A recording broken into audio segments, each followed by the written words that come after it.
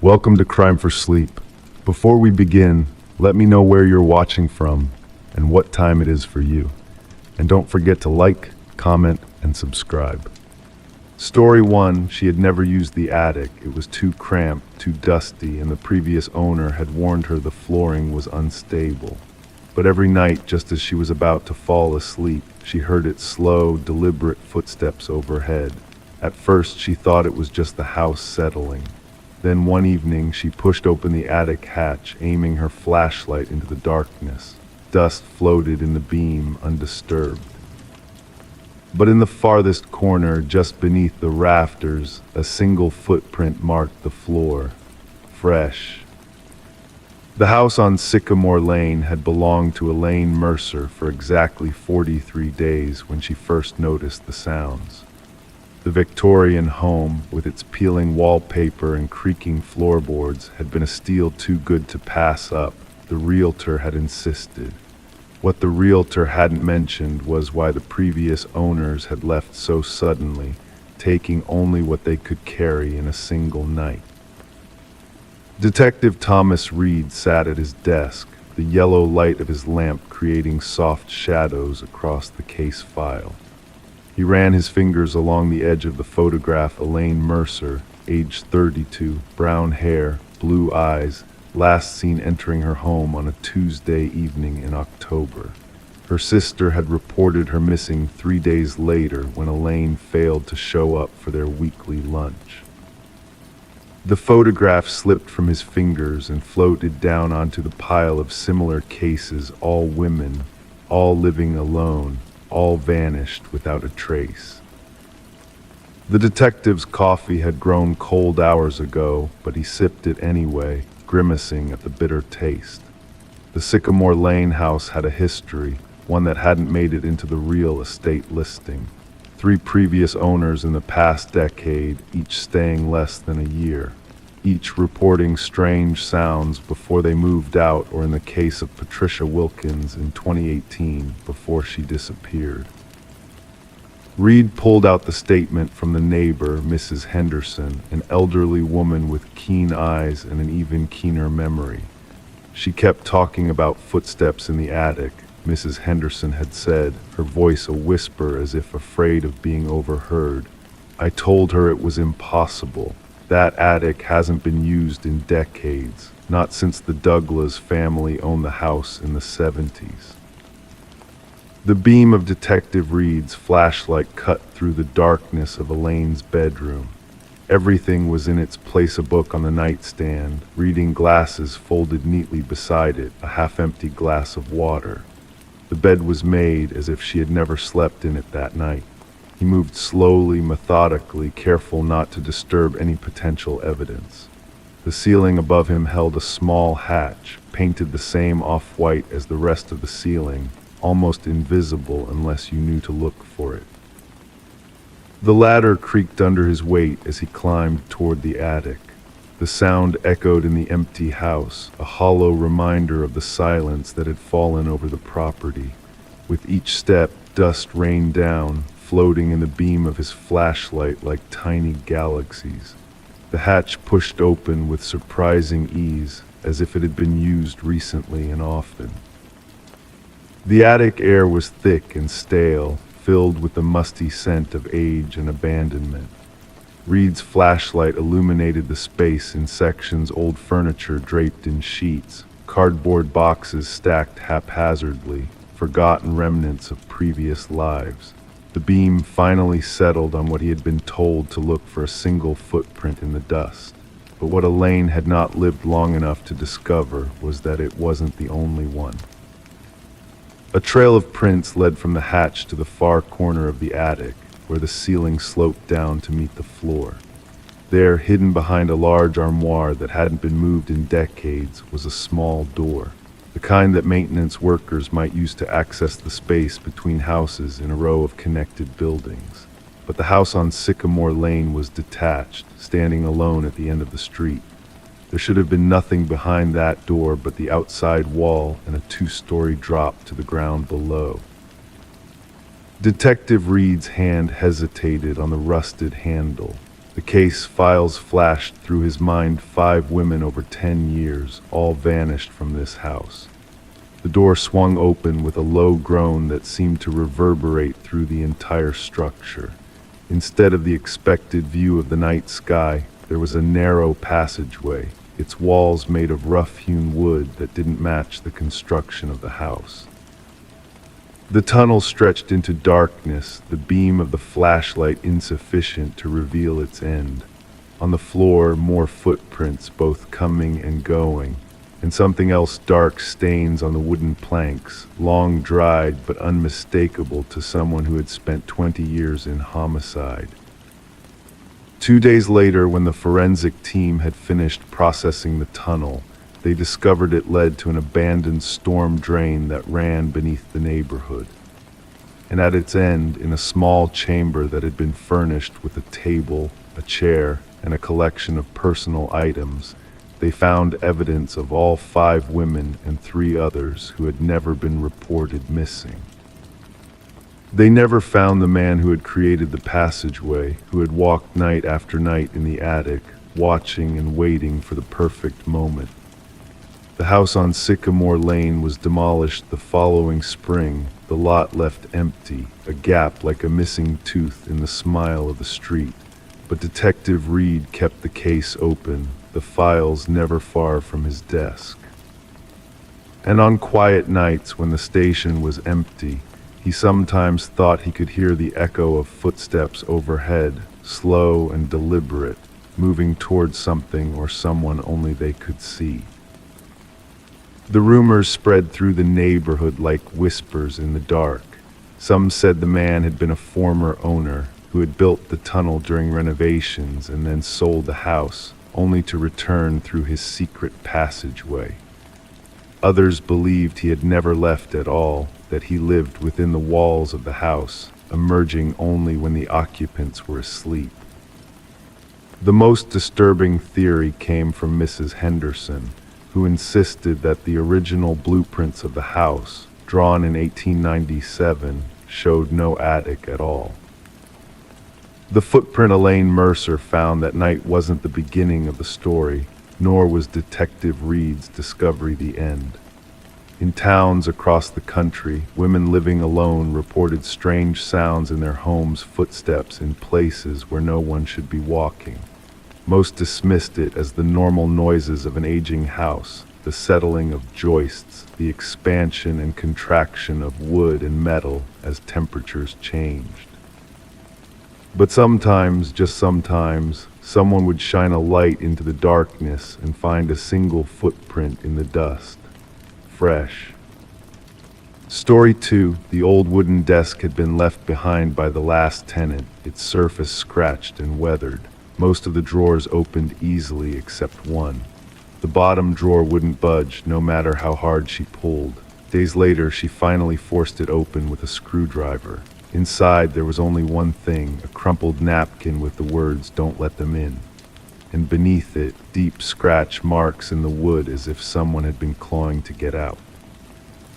Melissa Porter had just moved into the small apartment on Sycamore Street, a quiet road on the outskirts of Millfield. The rent was surprisingly affordable for such a picturesque neighborhood. Her landlord, a thin man with perpetually damp palms, had mentioned that the previous tenant had left in a hurry. Family emergency, he'd said, his eyes never quite meeting hers. He hadn't asked for the previous tenant's furniture to be removed, saying Melissa could keep it or dispose of it as she wished. The desk stood in the corner of the living room, an antique piece with curved legs and brass handles. For the first week, Melissa had barely noticed it, too busy unpacking boxes and arranging her new life. But one evening, as the autumn sun cast long shadows across her hardwood floors, she decided to examine it more carefully. Perhaps it could become her writing space, a place to work on the novel she'd been planning for years. Detective Aaron Morris rubbed his tired eyes as he reviewed the case file. The disappearance of Thomas Lowell, age 34, reported missing 3 months ago, had gone cold. No leads, no witnesses, just a man who seemed to vanish into thin air. The last known address was an apartment on Sycamore Street, the very same apartment where Melissa Porter now lived, though she didn't know this yet. In the dim light of the precinct, Morris flipped through photographs from Lowell's apartment taken during the initial investigation. Nothing had seemed out of place. A half-empty coffee cup on the kitchen counter, a laptop closed on the sofa, a weathered wooden desk in the corner, its drawers all open and empty except for the bottom one, which had been locked. At the time, they had decided not to force it open, finding no probable cause. Now, Morris wondered if that had been a mistake. Back in the apartment, Melissa's finger traced the scratch marks inside the drawer. They were deep, desperate. The wood splintered at the edges where someone had dug their fingernails repeatedly. The napkin with its cryptic warning lay on her coffee table, the blue ink slightly smudged, but the message clear enough. She couldn't explain why, but she felt a chill whenever she looked at it. That night, sleep didn't come easily. The autumn wind whispered against her windows, and somewhere in the building, pipes creaked and groaned. Melissa found herself thinking about the desk, about the locked drawer, about those scratch marks. Who had made them, and what did the warning mean? The next morning brought a knock at her door. A man in a rumpled suit stood in the hallway, badge in hand. Detective Aaron Morris, he introduced himself, voice gravelly from too much coffee and too little sleep. I'm following up on a missing persons case. The previous tenant of this apartment, Thomas Lowell. I was wondering if you might have found anything unusual since moving in. Melissa hesitated, then invited him inside. Together they stood before the desk, the bottom drawer now open. Detective Morris crouched down, running his fingers along the scratch marks, his expression growing more troubled. These weren't here before, he murmured, almost to himself. I found this too, Melissa said, showing him the napkin. The detective's eyes widened slightly as he read the message. Records showed that Thomas Lowell had been a quiet, ordinary man, a data analyst who worked from home. Few friends, no enemies that anyone knew of. His sister had reported him missing when he failed to show up for their weekly dinner. His car had been found in the building's parking garage, a fine layer of dust covering its surface. His bank accounts remained untouched, his phone unanswered. In the days that followed, Melissa found herself drawn deeper into the mystery. She noticed other things about the apartment that seemed strange. A small, almost imperceptible gap behind the refrigerator, a section of baseboard that didn't quite match the rest, the way sound echoed differently in the hallway closet than it should have. Detective Morris returned several times, each visit bringing new questions rather than answers. They learned that the landlord had been quick to rent the apartment after Lowell's disappearance, despite the ongoing investigation. When confronted, he claimed ignorance, but his nervous demeanor suggested otherwise. It was during one of these visits that they heard it for the first time, a faint tapping sound coming from somewhere inside the walls. 3 taps, then silence. 3 more taps, then silence again. A pattern that repeated itself for nearly an hour before stopping abruptly. This building, Morris said quietly, was renovated 5 years ago. The contractor who did the work was later arrested for fraud cutting corners using substandard materials. He paused, letting the implication hang in the air. There have been rumors about secret spaces, modifications that weren't in the plans. The tapping returned the next night and the night after that. Always the same pattern, always from within the walls. Melissa found herself counting the taps, trying to decipher them. Were they random, or was someone trying to communicate?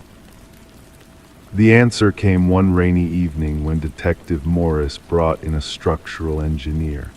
Using specialized equipment, they traced the sound to a section of wall behind the desk, the very desk with the locked drawer. When they carefully removed a portion of the drywall, they discovered a small space, barely large enough for a person to fit inside. The space was empty, but on its floor lay a single wooden pencil, worn down to a nub. Its tip was dark with what looked like dried blood, and on the inner wall, scratched in the same desperate manner as the drawer, was a message: "He comes at night, don't let them in." The case of Thomas Lowell remains officially unsolved. The landlord disappeared shortly after the discovery of the hidden space, his own apartment left in disarray. Forensic tests confirmed that the blood on the pencil belonged to Lowell, but no body has ever been found. Melissa Porter no longer lives in the apartment on Sycamore Street. She moved out just 2 weeks after the discovery, unable to sleep with the knowledge of what had happened there. The desk was taken as evidence, its bottom drawer now permanently open. The scratch marks a silent testament to someone's desperate attempt to leave a warning. Sometimes, on particularly quiet nights, Detective Morris returns to the empty apartment, stands in the darkened living room, and listens. He's never admitted it to anyone, but he swears that sometimes, very faintly, he can still hear the tapping from within the walls. 3 taps, then silence. 3 more taps, then silence again, as if someone is still there, still trying to be found. The desk sits in an evidence warehouse now, gathering dust alongside other unsolved mysteries. Its drawers are all open, their secrets exposed except for the story behind those desperate scratch marks, a story that may never fully come to light. And somewhere perhaps Thomas Lowell is still trying to send a message: don't let them in. Story 3, the bathroom mirror was old, slightly warped at the edges, but it did its job. At least that's what she thought until she noticed something strange. When she brushed her hair, her reflection's hand moved slightly out of sync, just a fraction of a second behind. Thinking it was her imagination, she reached out, touching the glass. Her reflection did the same. But as she pulled her hand away, her reflection hesitated and smiled. Detective Sarah Marsh stood in that same bathroom 3 days later, her eyes fixed on the antique mirror with its ornate brass frame. The room was cold unseasonably, so for April in Vermont, and her breath formed small clouds that dissipated against the glass surface. Behind her, the gentle click of a camera shutter punctuated the silence as the forensic photographer documented the scene. Sarah's reflection stared back at her, faithful and synchronized, betraying nothing of what had reportedly happened here. "No signs of forced entry," Officer Bennett murmured beside her, his voice low as if respecting the stillness of the empty apartment. Neighbors didn't hear anything unusual, just he hesitated, flipping through his notepad. Just what the roommate described as a long silence, then a single thump. Sarah nodded, her gaze drifting from the mirror to the bathroom floor. No blood, no obvious signs of struggle. Just the faint outline of the chalk marking where Elise Winter's body had been found, curled in a position that the medical examiner had described as peaceful, almost intentional. The case file on Elise Winters was unnervingly thin. 28 years old, freelance graphic designer, no known enemies, no history of mental health issues or substance abuse. The preliminary autopsy showed no immediate cause of death, no trauma, no apparent heart failure, no aneurysm. Just a healthy young woman who somehow had simply stopped being alive. But there was the mirror. Her roommate mentioned something odd, Sarah said, more to herself than to Bennett. Said Elise had been acting strange for about a week, talking about her reflection doing things she wasn't doing. Bennett shifted uncomfortably. Hallucinations. Maybe. Sarah stepped closer to the mirror, studying her own features. But the toxicology report came back clean. and Jessica, the roommate, said Elise wasn't the type to make things up. That evening, as the spring rain tapped gently against her office window, Sarah reviewed the interview transcripts. Jessica Chen had been composed during questioning, her answers direct and thoughtful, despite the shock of finding her friend's body. Elise kept saying she needed to get rid of the mirror, Jessica had explained. It was a vintage piece she'd bought at an estate sale last month. She loved it at first, but then she started saying strange things, that her reflection would stay still when she moved, that sometimes it would watch her. Sarah's pen hovered over her notepad, estate sale, previous owner. The connection wasn't difficult to make. The mirror had belonged to Elena Wright, an elderly woman who had passed away peacefully in her sleep. The estate sale had been conducted by her son, Martin Wright, who had been eager to liquidate his mother's possessions. Martin Wright lived in a modest house on the outskirts of town. When Sarah interviewed him the next day, his demeanor was polite but distant, his eyes never quite meeting hers. Yes, the mirror had been his mother's. No, there was nothing special about it that he knew of. Yes, his mother had died in her sleep. No health issues, just old age, just stopped being alive. "Did your mother ever mention anything unusual about the mirror?" Sarah asked, watching his reaction carefully. Martin's fingers tensed slightly around his coffee mug. Mom had become confused in her final months. She said a lot of things that didn't make sense. Such as... A long pause. The grandfather clock in the corner ticked steadily, filling the silence.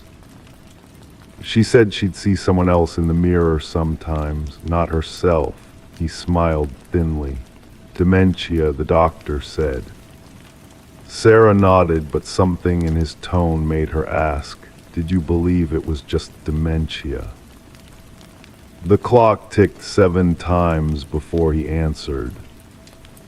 "I found her journals after she died. She'd been writing about the mirror for years. Said it showed her things, future things. Said her reflection would sometimes move on its own, or he hesitated, or show her how she would die." 3 more deaths, that's what Sarah found when she dug deeper. 3 previous owners of the mirror, spanning back nearly 70 years. Each death ruled as natural causes. Each body found in the same curled position, each preceded by reports from friends or family about strange behavior, about the deceased claiming their reflection wasn't quite right. The mirror now sat in the evidence room, covered with a cloth. Sarah had tried to convince herself that this was all coincidence, a strange pattern but nothing supernatural. Yet she found herself standing before it again, late one night when the station was nearly empty. Slowly she pulled the cloth away. Her reflection gazed back at her, ordinary and expected. She raised her hand. Her reflection did the same. She turned her head, so did her reflection. For nearly 5 minutes, nothing unusual happened. Sarah almost laughed at herself, at how easily she'd been pulled into this strange web of superstition. Then, as she began to replace the cloth, she caught it the slightest delay. Her hand moved, and a heartbeat later, her reflection followed. She froze, staring intently at the glass. Her reflection blinked. Sarah didn't. Slowly, imperceptibly, her reflection's lips curled into a smile that Sarah wasn't making. The case of Elise Winters was officially classified as death by natural causes 3 weeks later. The mirror was logged into evidence storage, then mysteriously disappeared from the records. Martin Wright claimed no knowledge of its whereabouts when questioned. And Detective Sarah Marsh, she requested a transfer the following month. Her colleagues noted that she had become strangely quiet, introspective. She had taken to avoiding reflective surfaces and had covered all the mirrors in her home. Sometimes, late at night, she would wake with the unshakable feeling that someone was watching her from the other side of a glass that wasn't their someone with her face, but a smile that wasn't her own. Story 4, the basement air hung heavy with the scent of mildew and forgotten time. Sandra Miller ran her fingertips along the rough concrete wall as she descended the wooden stairs, each step releasing a soft creak that seemed to echo through the empty house above. The real estate agent's voice trailed behind her, the practiced enthusiasm barely masking her disinterest in this final stop of their tour. As I mentioned, the basement is unfinished but has great potential. The previous owners left some old furniture, but we can arrange for it to be removed before closing. November light filtered weakly through 2 small ground-level windows, casting long shadows across the space. Sandra's husband Michael joined them at the bottom of the stairs, his footsteps deliberate and measured, the way they always were when he was considering a major decision. "How long has the house been vacant?" Michael asked, his voice soft in the stillness. "Nearly 3 years," the agent replied, checking her notes. "The owner passed away, and the family finally decided to sell." Sandra wandered deeper into the basement, past a weathered bookshelf and an old wooden desk. The space felt colder than it should have, even for late autumn. Something about the basement seemed to resist the precise staging that made the rest of the house feel like a model home. Here, reality crept in through the cracks. "We'll take it," Michael said after a thoughtful silence. Sandra turned, surprised by his decisiveness, but nodded in agreement. The 3-bedroom craftsman had everything they had been looking for, and the unfinished basement offered possibilities for expansion. 3 weeks later, after closing documents were signed and keys exchanged, Sandra and Michael began the process of making the house their own. The basement became their first project, a clearing out of the past to make way for the future they planned to build together. The old furniture proved more substantial than the agent had implied. A heavy oak desk with swollen drawers, a bookshelf warped by decades of dampness, and pushed against the far wall, partially hidden behind stacked boxes, an old mattress on a rusted metal frame. "I thought they said the previous owner was an elderly woman who lived alone," Sandra said, kneeling beside the mattress. The surface was thin and stained, but what caught her attention was the slight depression in its center, a body-shaped hollow that suggested recent use. Michael shrugged. Maybe she had visitors, or maybe the agent was mistaken. Sandra's fingers brushed against something hard beneath the mattress.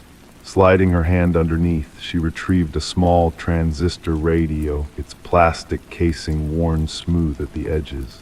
She turned it over in her hands, noticing that the batteries had been replaced recently. The dust on the radio was disturbed, unlike the thick layer that coated everything else in the basement. "Michael," she called, her voice suddenly tight, "come look at this." As Michael crossed the basement, Sandra's gaze traveled across the concrete floor. The dust there told a story her mind was reluctant to read. Clear pathways between the mattress and the small bathroom in the corner, fresher tracks than could be explained by a house empty for 3 years. "Someone's been down here," she whispered, "recently." Michael took the radio from her hands, examining it carefully. "Let's not jump to conclusions. Maybe the real estate people were using the basement for storage while showing the house." But even as he spoke, his eyes followed the same paths Sandra had noticed in the dust. The tracks didn't lead up the stairs to the main house. They led from the mattress to the bathroom and back again, a contained circuit that suggested limited movement. "The lock," Sandra said suddenly, turning toward the basement door at the top of the stairs. "Did you notice the lock when we came in?" They climbed the stairs together, their footsteps synchronized in unconscious urgency. The door between the basement and kitchen was solid oak, heavier than interior doors typically were. The deadbolt lock that should have faced into the kitchen, protecting the main house from basement intrusion, was reversed. The keyhole faced into the basement. "It's backward," Michael said, running his fingers along the metal plate. "The lock is on the wrong side." "Not if you're trying to keep someone in rather than out," Sandra replied, her voice barely audible even in the silence. Their eyes met, and in that moment they both understood what the basement had been used for. Not storage, not a guest room, something altogether different. Detective Elaine Harper arrived 40 minutes after their call, a middle-aged woman with short-cropped gray hair and eyes that seemed to catalog details automatically. She walked the basement methodically, her notebook open but rarely written in. "You said the house belonged to an elderly woman before you purchased it," she asked, kneeling where Sandra had found the radio. "That's what we were told," Michael answered. "Margaret Winters. She was in her 80s when she passed away." Detective Harper nodded, her expression giving nothing away. "Did your agent mention any family, children or grandchildren perhaps?" "No children," Sandra said. "I believe there was a niece who handled the estate." The detective moved to the bathroom, pushing the door open with a pen from her pocket. The small space contained only a toilet and sink, both ancient but surprisingly clean compared to the rest of the basement. "Someone's been maintaining this," she observed. She returned to the main area, studying the paths in the dust, the mattress with its body-shaped depression, the small collection of items they had found. The radio, a stack of paperback novels with brittle yellow pages, a plastic cup. "I'm going to make some calls," Detective Harper said finally. "There's something about this address that seems familiar." 3 days later, they learned why. Detective Harper arrived with a file folder and a grim expression.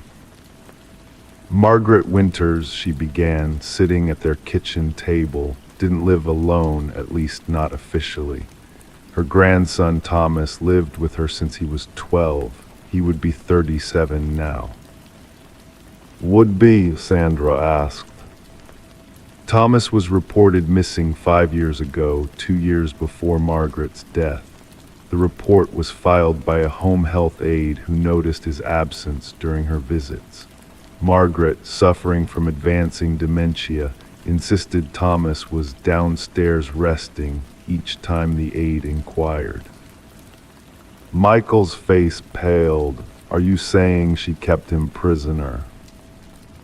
"We don't know," Detective Harper replied carefully. "The investigation at the time found no evidence of foul play. Thomas had a history of leaving for days at a time, and with no sign of disturbance, the case went cold. When Margaret died, there was still no trace of Thomas." "But the mattress," Sandra began, "the radio suggests someone was using that space," the detective agreed. "We've taken samples for DNA testing, but these things take time." The weeks that followed brought more questions than answers. The DNA results confirmed that someone had been living in the basement, recently multiple someones, in fact, but none matched Thomas Winters. The local papers ran small articles about the mystery, drawing anonymous calls with theories but no concrete information. Then came the night when Sandra woke to the sound of the basement door opening. The house was silent save for the distant hum of the refrigerator and the soft tick of the hallway clock. Sandra lay perfectly still, straining to hear what had pulled her from sleep. Michael's breathing remained deep and even beside her. There a soft scrape of wood against wood, the basement door. Sandra slid from bed, her bare feet silent on the hardwood floor. The hallway stretched dark before her as she moved toward the kitchen, guided by instinct and the faint glow of the microwave clock. The basement door stood open just an inch, a slice of deeper darkness against the night-filled kitchen. Sandra reached for her phone, intending to call for help, when a voice drifted up from below, soft, almost childlike. "Hello, is anyone there?" The voice froze her in place, her finger hovering above the emergency call button. "Please," the voice continued. "I know someone's up there. I heard you moving." Against every instinct for self-preservation, Sandra found herself drawn toward the voice. She pushed the door open wider, revealing the darkness of the stairwell. "Who are you?" she called down, her voice surprisingly steady. A moment of silence followed, then, "My name is Thomas. This is my grandmother's house." Detective Harper arrived within 20 minutes, followed by paramedics who escorted a thin, pale man with overgrown hair from the basement. Thomas Winters, missing for 5 years, had indeed been living in his grandmother's basement not as a prisoner, but as a caretaker. She couldn't remember from one day to the next, Thomas explained later at the police station, his voice soft and halting from disuse. Sometimes she thought I was an intruder, other times her late husband. It was easier to stay out of sight, to come up when she was sleeping to check on her. "And after she died," Detective Harper asked. "I didn't know she had passed until the real estate people came. By then I'd been living downstairs for so long," he shrugged, a gesture that encompassed years of isolation. "I was afraid to leave, afraid of what waited outside, so I stayed, coming up at night to find food, hiding when people came to show the house." "And the lock," Sandra asked, "on the basement door?" Thomas smiled, a fragile expression on his gaunt face. "My own doing. Grandmother would wander at night. The lock kept her safe, kept her from falling down the stairs in her confusion. I kept the key with me always." As winter settled over their new home, Sandra and Michael often found themselves thinking about the man who had shared their space unseen. Thomas, now in assisted living and receiving the psychological care he needed, occasionally sent them postcards, brief messages from a world he was slowly learning to rejoin. The basement remained unfinished that first year. Sometimes, late at night, Sandra would imagine she heard movement below, the soft shuffle of careful footsteps, the click of a radio being turned down low.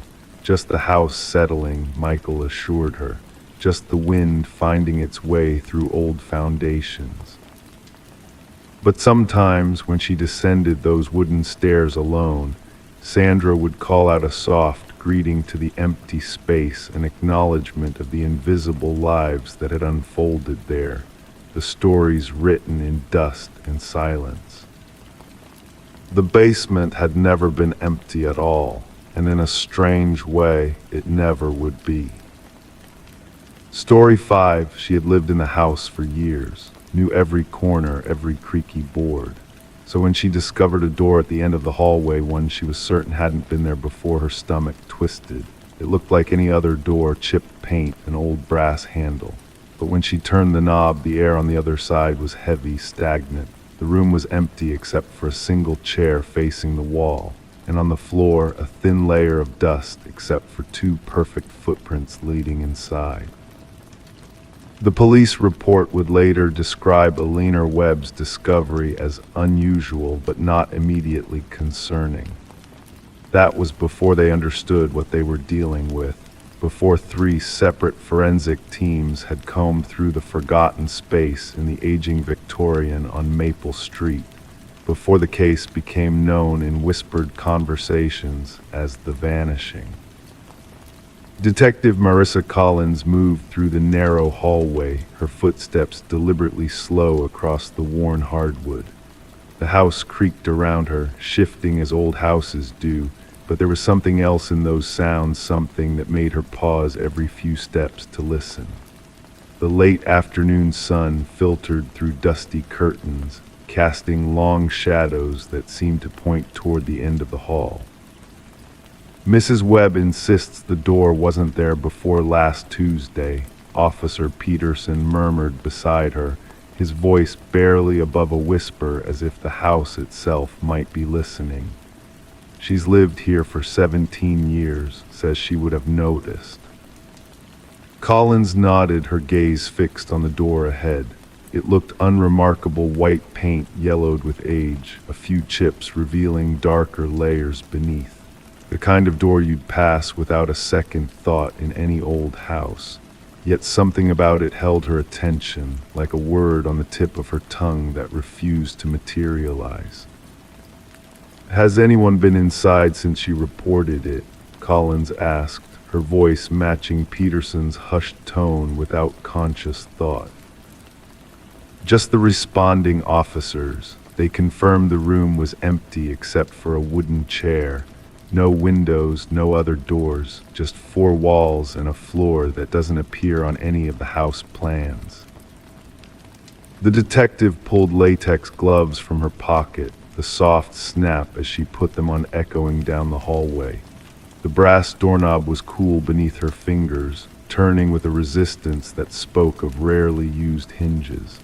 As the door swung inward, the air that escaped carried a scent that Collins couldn't immediately identify, not decay, not dampness, but something older, something patient. The room beyond was perhaps 12 feet square, with bare walls the color of old bones. A single wooden chair sat in the center, facing the far wall. There were no windows, no other exits. The overhead light fixture held a bulb that glowed with a weak, yellowish light that seemed to struggle against the shadows in the corners. And there, across the wooden floorboards, a fine layer of dust lay undisturbed except for two sets of footprints, one coming, one going, that led to and from the chair. "The responding officers?" Collins asked, nodding toward the prints. Peterson shook his head. "They never went in, said they observed from the doorway, and Mrs. Webb swears she only stepped inside far enough to see the chair." He paused, clearing his throat. That would account for only one set, detective. Collins crouched down, studying the footprints. They were clear, deliberate impressions, the kind made by someone walking with purpose, not hesitation. Adult-sized. The ones leading away from the chair seemed deeper somehow, as if the person had been carrying something. "Let's get forensics in here," she said, standing. "Full workup, and I want to talk to Mrs. Webb again." Alina Webb sat at her kitchen table, hands wrapped around a mug of tea gone cold. At 72, she had the sharp eyes and sharper mind that had served her well through a career as a librarian. She was not, Collins noted, the type to imagine doors. "I've been trying to remember," Mrs. Webb said without preamble as Collins sat across from her. "That's what's troubling me the most. I should remember a room in my own house." "So you're certain the door wasn't there before?" Collins asked, opening her notebook. "Detective, I dust that hallway every Sunday, have done for 17 years. I would have noticed a door." Her fingers tightened around the mug. "But that's not all. I've been going through photographs, pictures of family gatherings, holiday parties. The hallway is visible in dozens of them. No door." Collins nodded, making notes. "And you never used that space for storage, never sealed it off for renovations?" "There is no space," Mrs. Webb said flatly. "That's what the contractor said when he came yesterday. According to the house plans, there's nothing behind that wall. The room simply doesn't exist." 3 days later, the forensic results only deepened the mystery. The dust on the floor contained no unusual elements, just the ordinary accumulation of an undisturbed space.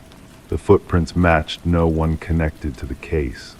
The wooden chair, a simple design from the 1940s, bore no fingerprints despite its unfinished surface, which should have made it ideal for collecting them. But it was what they found behind the chair that changed everything. A single photograph lay face down on the floor, hidden from view by the chair's position. It showed a family of 4: mother, father, 2 children standing in front of the very same house on Maple Street. The picture was dated 1956, decades before Mrs. Webb had purchased the property. On the back, written in faded blue ink, "The room remembers what we forget." The family in the photograph was identified as the Lawrences, who had lived in the house from 1954 to 1957. According to county records, they had moved suddenly, leaving many of their belongings behind. The reason for their abrupt departure was never documented.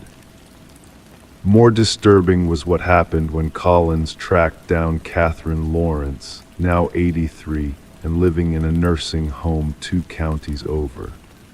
The elderly woman had stared at the detective with cloudy eyes and shaken her head firmly. "We never lived in a house on Maple Street," she insisted. "It's always been the same apartment since Robert and I married." When shown the photograph, she identified her husband and herself, but claimed the children were neighborhood kids despite the striking family resemblance. The case file grew thicker. Previous owners were contacted. None remembered a room at the end of the hallway, yet old insurance records listed the house as having one more room than currently accounted for. A photograph from 1932 showed the family who built the house standing in front of what was unmistakably the mysterious room, its window visible from the outside in a space now occupied by solid brick. 2 weeks into the investigation, Officer Peterson disappeared. His car was found parked a block from the Webb house. His notepad contained a single entry from that morning: "Going to check the room again, something about those footprints." The search for Peterson consumed the department. Every inch of the Webb house was examined. The mysterious room was photographed, measured, and studied by experts in fields ranging from architecture to parapsychology. Through it all, the chair remained in place, the footprints undisturbed despite the parade of investigators moving through the space.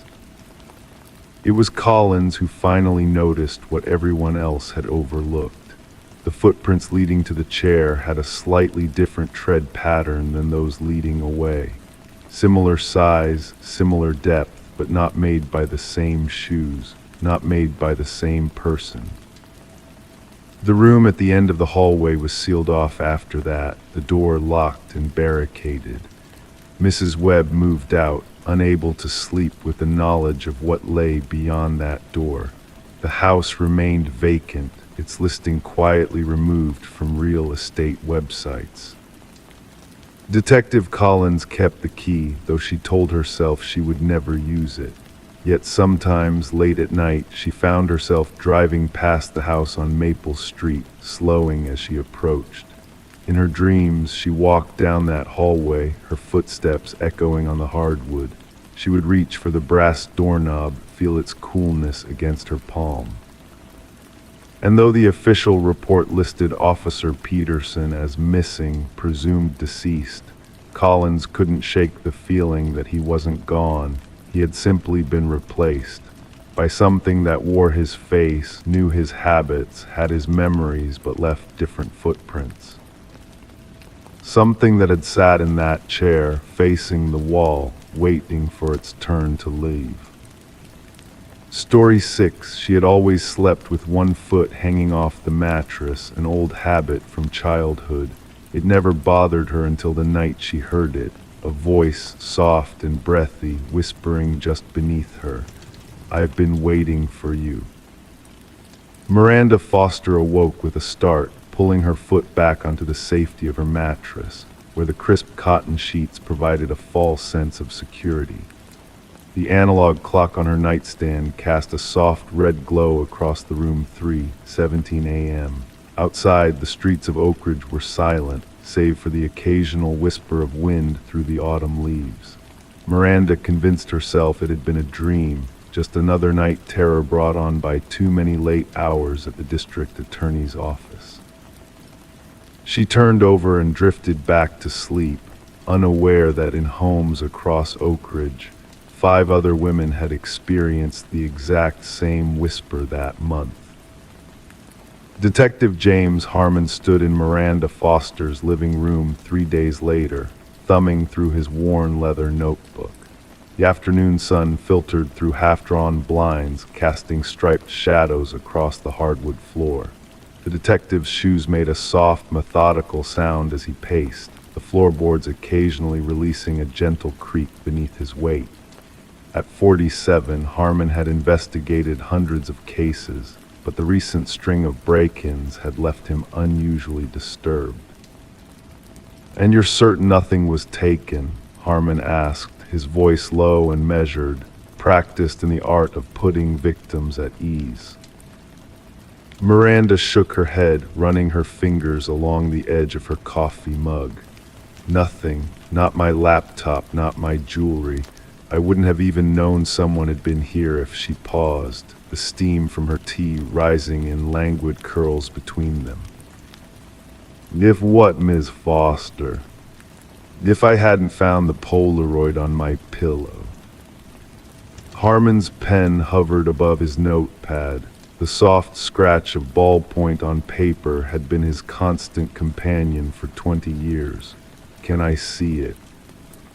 Miranda hesitated, then reached for a drawer in the side table.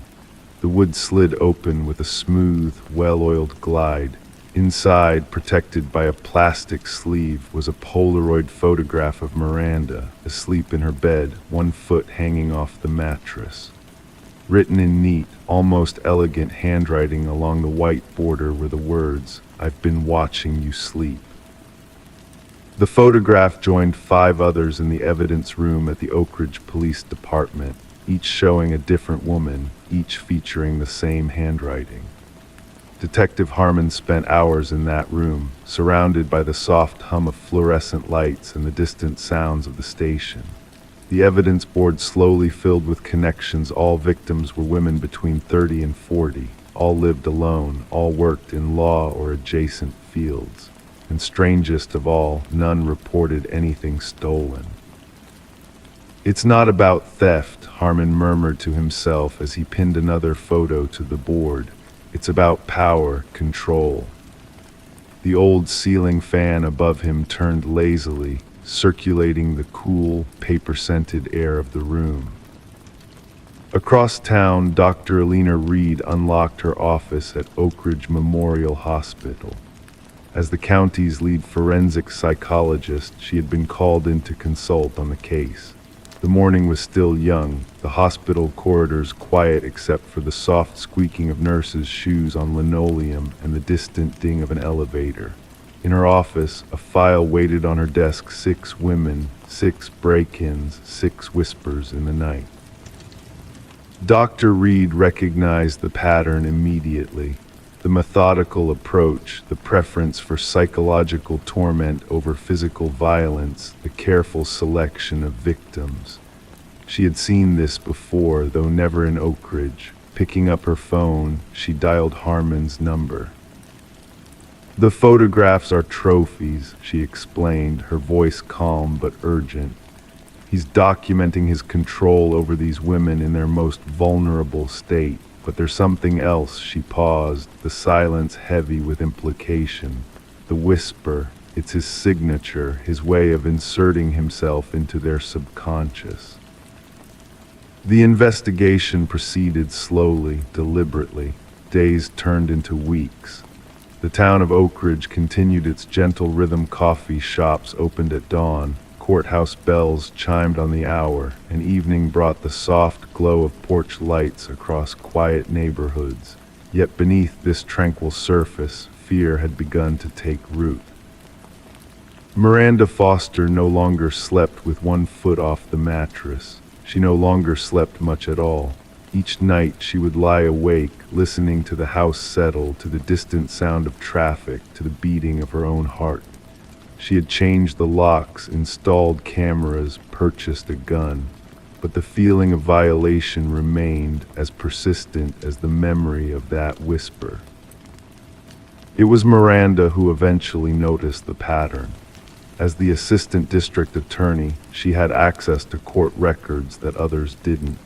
One evening, as dusk painted her office windows in shades of amber and violet, she discovered that all 6 women had prosecuted cases involving the same defendant, Edward Mercer, a man acquitted of stalking charges the previous year due to insufficient evidence.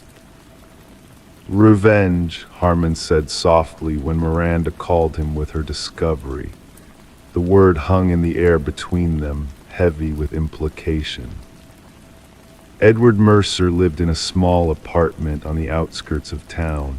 The building was unremarkable brick exterior, faded blue doors, window boxes without flowers. Detective Harmon obtained a warrant to search the premises. The lock turned with a dull click as officers entered the apartment. What they found inside defied the building's ordinary appearance. One wall of the living room was covered entirely with photographs, hundreds of them, all Polaroids, all of different women. Some were sleeping, some walking to their cars, some sitting in cafes. And there, on a small desk beneath the macabre gallery, sat a Polaroid camera and a stack of film. Edward Mercer was arrested that evening at his workplace, a printing shop where he had access to high-quality paper and ink. He offered no resistance, showed no emotion. His expression remained blank, his eyes empty, as the handcuffs closed around his wrists with a soft, definitive click. In his possession was a small notebook, its pages filled with names, addresses, and schedules. 6 names were crossed out, 23 others were not. The case against Mercer was airtight. The Polaroids, the notebook, the forensic evidence from the break-ins all pointed to his guilt.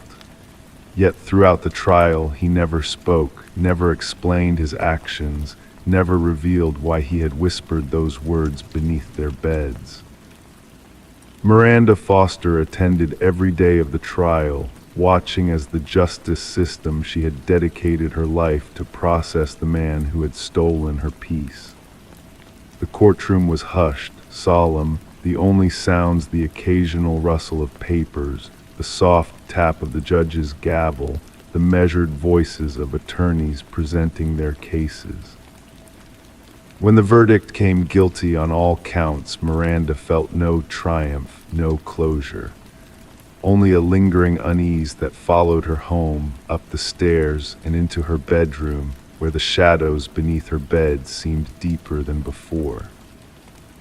Edward Mercer was sentenced to 30 years in prison without the possibility of parole. The case was closed. Life in Oak Ridge gradually returned to normal. The whispers became a story told in hushed tones at local bars, a cautionary tale shared among friends.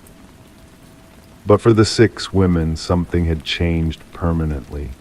An innocence lost, a boundary violated, a fear implanted that no verdict could remove. 3 months after the trial, Miranda Foster received a letter. No return address, no signature. Just 7 words in an all too familiar handwriting. I'm still waiting. Keep your feet covered. The investigation into how Mercer had sent the letter from a maximum security prison revealed nothing. No accomplices were identified, no breaches of protocol discovered. Detective Harmon suggested it had been written before Mercer's arrest and delivered by an unwitting third party. Dr. Reed proposed it was a final act of psychological warfare, a last attempt to maintain control. Whatever the truth, Miranda Foster moved away from Oak Ridge the following month. She changed her name, her career, her habits. But some nights, even years later, she would wake suddenly, heart racing, certain she had heard a whisper beneath her bed, only to find nothing but silence and the lingering question of whether Edward Mercer had acted alone. In Oak Ridge, the case of the bedroom whisperer, as it came to be known, gradually faded from public consciousness. New crimes captured attention, new fears replaced old ones. Detective Harmon retired, Dr. Reed published a paper on the psychology of stalkers, and the evidence room was eventually reorganized. The box of Polaroids moved to deep storage.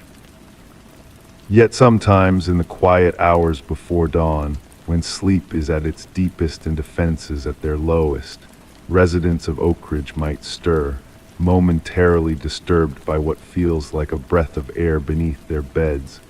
A whisper so faint it might be imagination, a subtle reminder that some violations leave no visible signs, only the invisible wounds of trust betrayed and security forever compromised.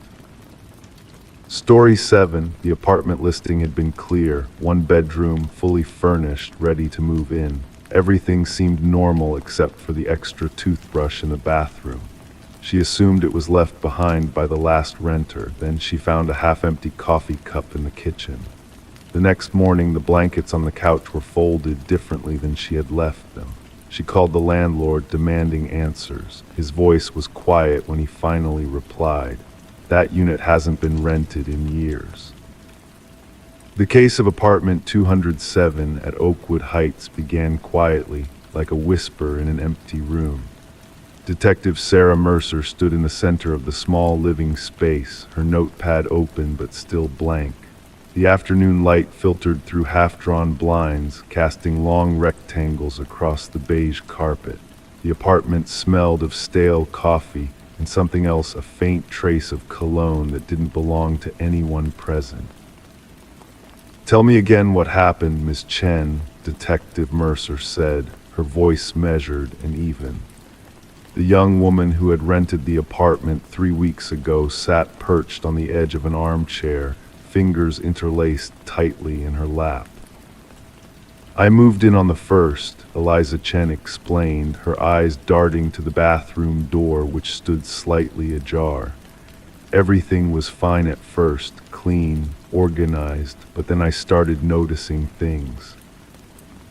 Detective Mercer nodded, finally making a small mark in her notepad. The building was quiet at this time of day, most residents at work, the maintenance staff not due until late afternoon. Only the occasional creak of the old heating system interrupted the silence. "Things would move," Eliza continued. "Nothing dramatic, a cup that wasn't where I left it. The shower curtain closed when I'd left it open." She paused, swallowing, and then the toothbrush appeared, blue handle, not mine. The detective moved toward the bathroom, careful not to disturb anything. The mirror above the sink reflected her tired eyes. 30 years on the force, and the peculiar cases still found their way to her. The toothbrush sat in a plain white holder, innocent and ordinary. Next to it, Eliza's pink one, the bristles still damp. "When did you contact the building manager?" Mercer asked, her pen hovering above the paper. After the third night, when I woke up and found the blankets on the couch folded differently, Eliza's voice trembled slightly. That's when he told me that no one had officially rented this unit for nearly 2 years. Detective Mercer turned, her expression carefully neutral, and yet the apartment was listed as available. That's what I found online. The application went through normally. I have receipts for my deposit and first month's rent. Eliza pulled out her phone, scrolling to find the documents. Everything seemed legitimate. The investigation expanded like ripples in still water. Detective Mercer requested the building's security footage, though the camera covering the hallway outside apartment 207 had been non-functional for months. The building manager, a thin man named Howard Barnes, produced records showing the unit had indeed been vacant officially since the previous tenant, Jacob Morris, had disappeared without notice in December 2022. We assumed he just skipped out on the rent, Barnes explained in the cramped management office, surrounded by filing cabinets and outdated computer equipment. It happens sometimes. We found most of his belongings still there, but nothing valuable. No wallet, no laptop, no phone. And you never filed a missing persons report? Mercer asked, the scratch of her pen against paper the only sound in the room. Barnes shifted uncomfortably. We thought about it, but then the rent kept coming in through automatic payments. The bank account was still active. We figured he just moved on. The detective's eyes narrowed slightly, and the listing Ms. Chen responded to. That's what I can't explain, Barnes said, his voice dropping lower. We never listed it. The unit was officially off the market pending some renovations. As winter deepened, so did the mystery. Detective Mercer traced the bank account making rental payments for Jacob Morris. It belonged to a shell company registered in Delaware with no clear ownership. The money deposited monthly came from another account, equally obscured. Someone was creating an illusion of occupancy, a paper ghost. Meanwhile, Eliza Chen had moved to a hotel. Her belongings remained in apartment 207, but she couldn't bring herself to return alone. Detective Mercer arranged for an officer to accompany her to collect essential items. The coffee cup was gone when we went back, Eliza told Mercer during their third interview. They sat in a quiet corner of a cafe 2 blocks from the precinct. Outside, sleet tapped against the windows in a gentle, persistent rhythm. But there was a newspaper on the kitchen counter. Yesterday's date. I didn't buy it. Mercer nodded slowly. We've set up a camera inside the unit. Motion activated. If anyone enters, we'll know. The camera captured nothing for 3 days. On the fourth night at 2:17 a.m., it activated. The footage showed the apartment door opening slowly. A tall figure entered, moving with the confidence of someone returning home. The face remained in shadow, but the body language suggested familiarity with the space. The figure moved to the kitchen, opened the refrigerator, and stood there for nearly a minute before closing it again. Then, most disturbingly, it walked directly to the camera, stared into it for several seconds, and reached up. The feed went dead.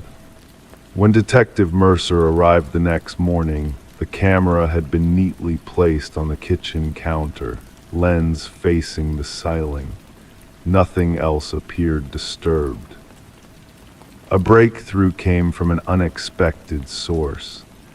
A tenant from the floor above, an elderly woman named Mrs. Lowell, approached Detective Mercer as she was leaving the building. "I've seen him, you know," she said, her voice barely above a whisper. "The man who never left." "Jacob Morris?" Mercer asked. Mrs. Lowell nodded. Sometimes, very late, I see him entering the building, always with his key, always so quiet. I thought it was strange that no one ever saw him during the day. How long has this been happening? Oh, for months now, maybe a year. I assumed he worked nights. She paused, clutching her cardigan closer. But there's something else. He's not alone anymore. For the past few weeks, I've seen him with a woman, young Asian. I thought perhaps he had a girlfriend now. Detective Mercer felt a chill that had nothing to do with the winter air. This woman, could she have been Miss Chen, the new tenant? Mrs. Lowell's eyes widened slightly. Why, yes, I believe it could have been. They always entered together, though she never seemed to speak to him, almost as if she didn't know he was there. Mercer finished. The case of apartment 207 was never officially closed. Jacob Morris's body was never found, though forensic examination of the apartment revealed trace amounts of blood beneath the carefully placed area rug in the living room. The bank accounts eventually stopped their automatic payments 3 months after Eliza Chen had fled the apartment. Some residents of Oakwood Heights still report occasional sightings of a tall figure entering the building late at night. The property management installed new security cameras and changed all the locks. Apartment 207 remains vacant, the door sealed with police tape that no one has permission to remove. Detective Mercer sometimes drives by the building on her way home, her eyes drawn to the window of that one-bedroom unit. On certain nights, she swears she can see a faint light within, as if someone is moving through the rooms, going through the motions of an ordinary life that ended long ago. But perhaps most unsettling is what Eliza Chen reported in her final interview before leaving the city altogether. The night before I discovered the coffee cup, she had said, her voice steady but her hands trembling, I had the strangest dream. I dreamed I was making coffee in the kitchen, but it wasn't my hands I was watching. They were larger, with a small scar across the right knuckle. And when I looked up, just for a moment, I caught my reflection in the microwave door. But the face looking back wasn't mine. Detective Mercer closed the file, but some cases never truly end. They simply wait, patient as a folded blanket, for someone new to disturb their careful arrangement. Story 8. The portrait had been there when the Reeves family moved into the Victorian house on Maple Street, a painting of a woman in an old-fashioned dress, her unnerving gaze following visitors across the room. Mounted above the carved mahogany mantelpiece, the portrait had been left by the previous owners, who, according to the real estate agent, had departed rather suddenly.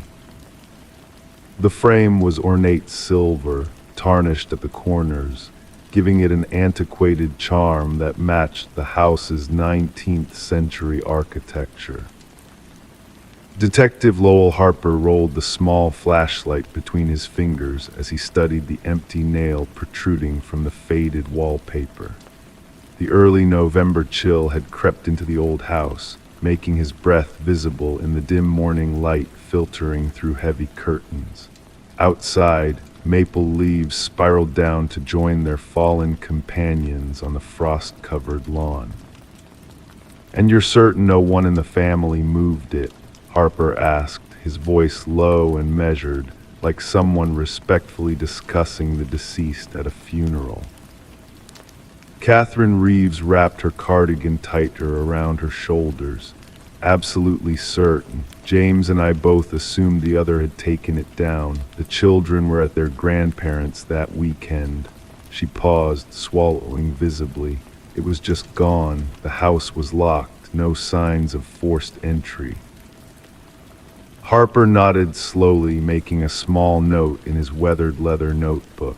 The pages rustled softly as he turned them, like autumn leaves shifting in a gentle breeze. This was the third similar report he'd received this month. Each case involved a missing portrait from a different home in the historic district. No other items taken, no evidence left behind. "Mrs. Reeves," he asked, "did you or your husband notice anything unusual about the portrait before it disappeared? Any peculiarities?" Catherine hesitated, her fingers idly tracing patterns on her cardigan sleeve.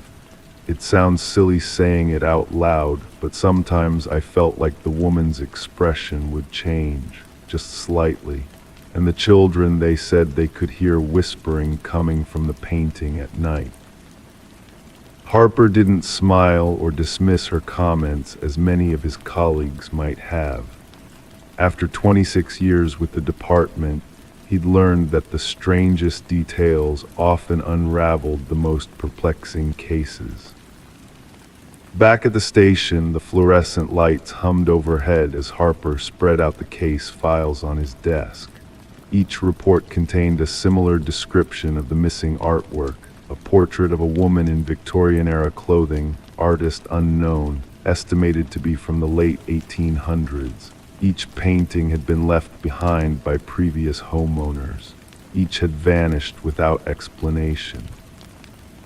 The station's aging coffee maker gurgled in the corner as Harper pinned photographs to the corkboard. 3 empty walls, 3 missing portraits. The connection was obvious, but the motive remained elusive. "You've got that look," said Sergeant Martinez, placing a steaming mug beside Harper's files. "The one that says you're seeing something the rest of us are missing." Harper took the mug, warming his hands around it.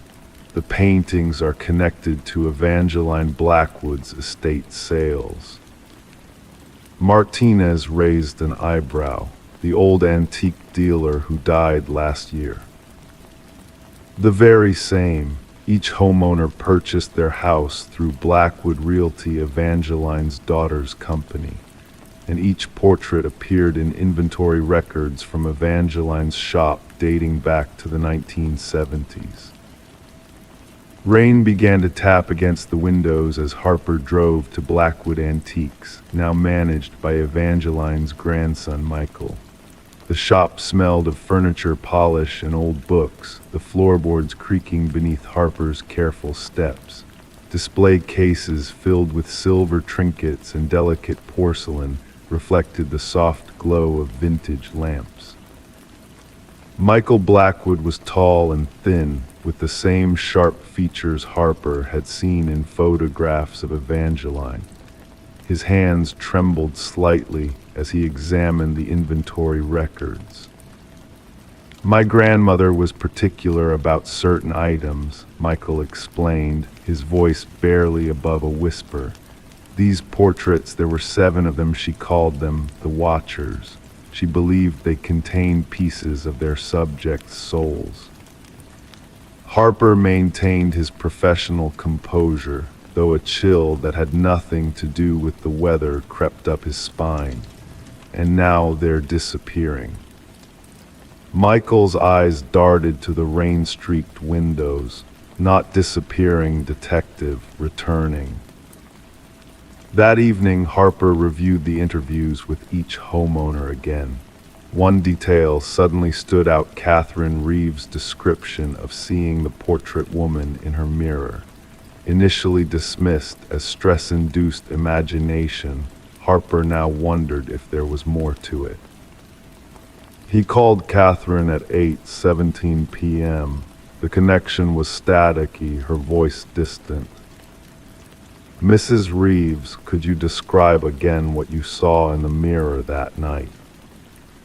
Her breathing was audible through the phone. "It wasn't just that night, detective. I've seen her 3 times now.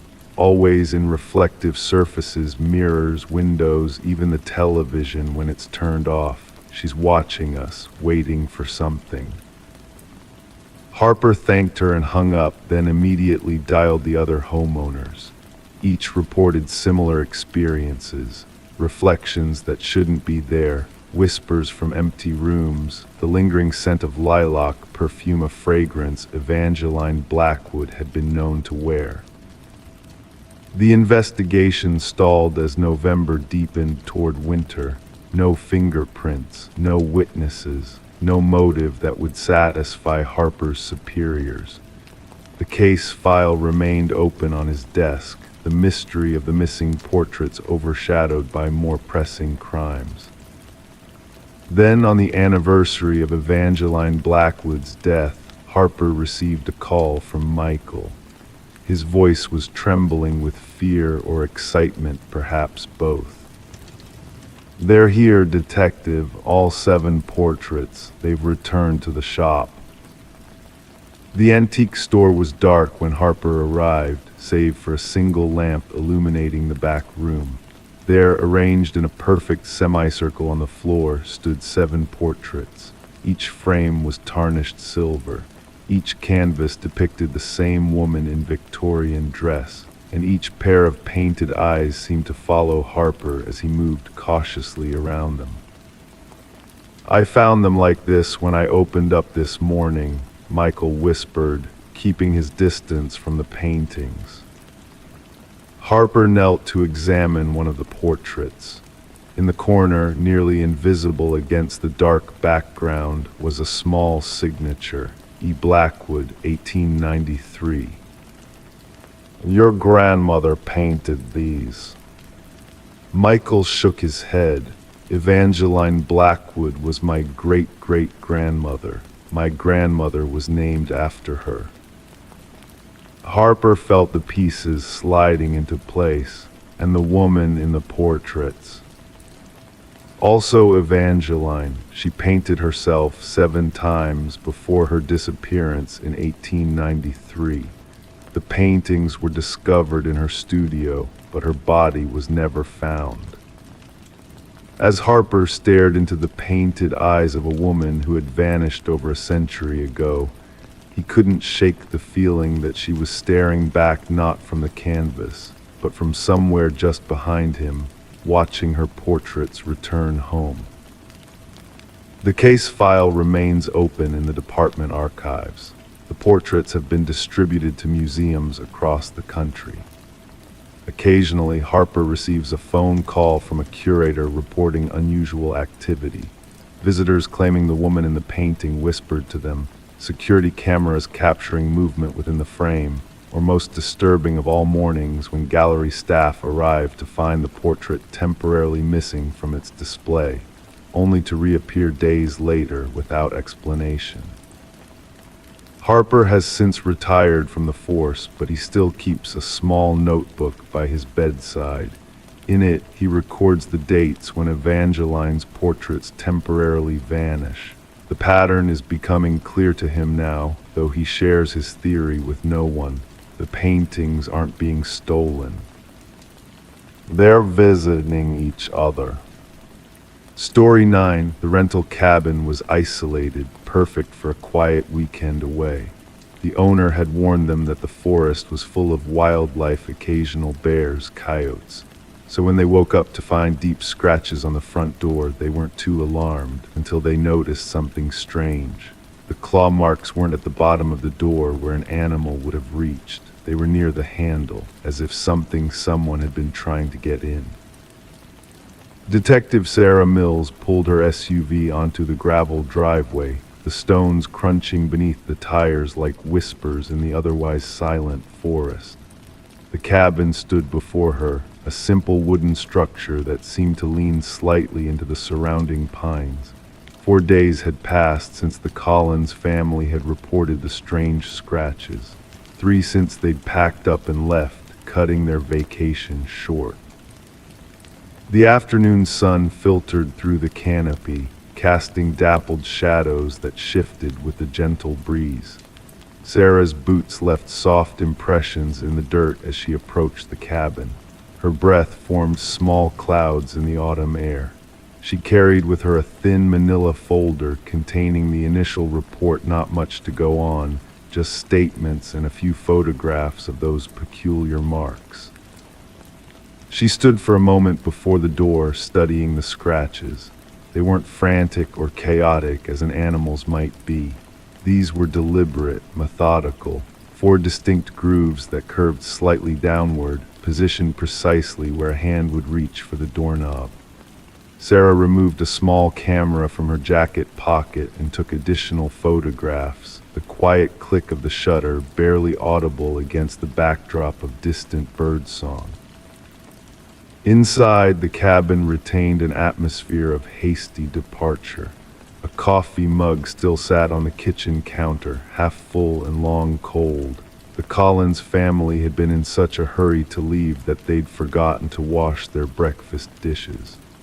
Sarah moved through the space slowly, her trained eyes scanning for anything unusual. Everything appeared normal until she reached the back bedroom. The window was closed but unlocked. Sarah carefully lifted the sill.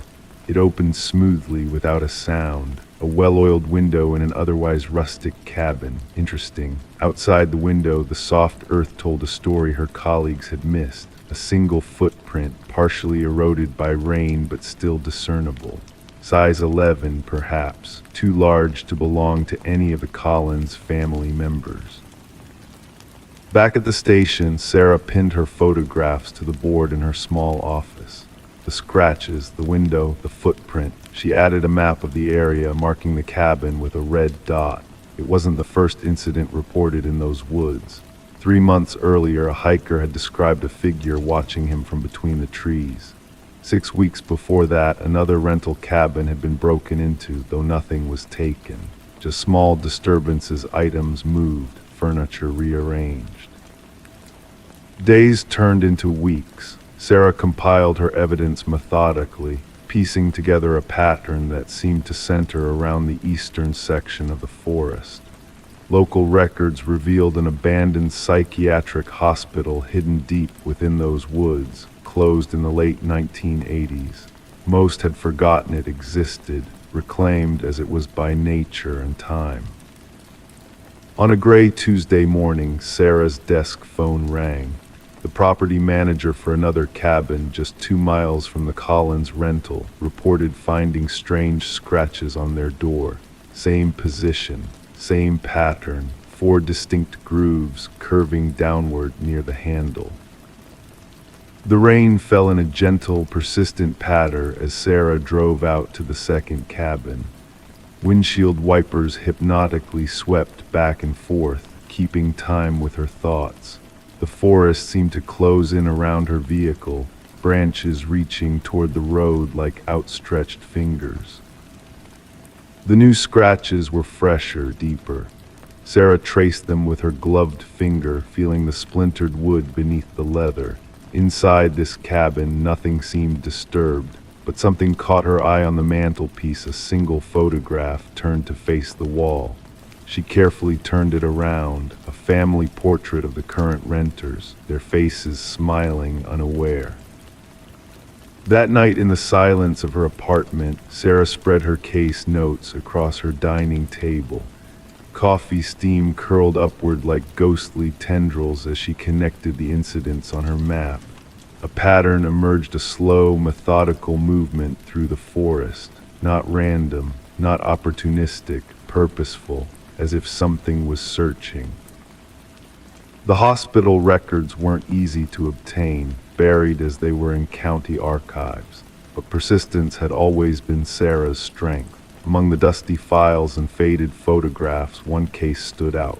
A patient named Edward Mercer, admitted in 1974, diagnosed with a rare psychiatric condition that manifested as an obsession with families. He would watch them, study them, sometimes enter their homes just to observe their daily routines. He never harmed anyone physically. His fixation was more disturbing. He simply wanted to be part of their lives, to insert himself into their families. Mercer had escaped during a transfer in 1979. Despite an extensive search, he was never found. Most assumed he had died in the forest, succumbing to exposure or starvation. The case was closed, filed away, forgotten like the hospital itself.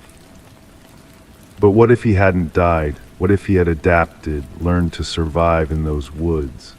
If so, he would be in his 70s now, still capable of moving through the forest, of scratching on doors, of watching families through windows. 3 more cabins reported scratches over the next month, always the same pattern, always near the handle, always rentals occupied by families. Sarah increased patrols in the area, but the forest was vast and resources were limited. Camera traps captured nothing but local wildlife. Motion sensors triggered false alarms in the wind. Winter arrived, bringing with it a heavy snowfall that transformed the forest into a silent white expanse. The incident stopped. Perhaps whoever was responsible had gone dormant for the season, or perhaps they were simply waiting, watching, planning.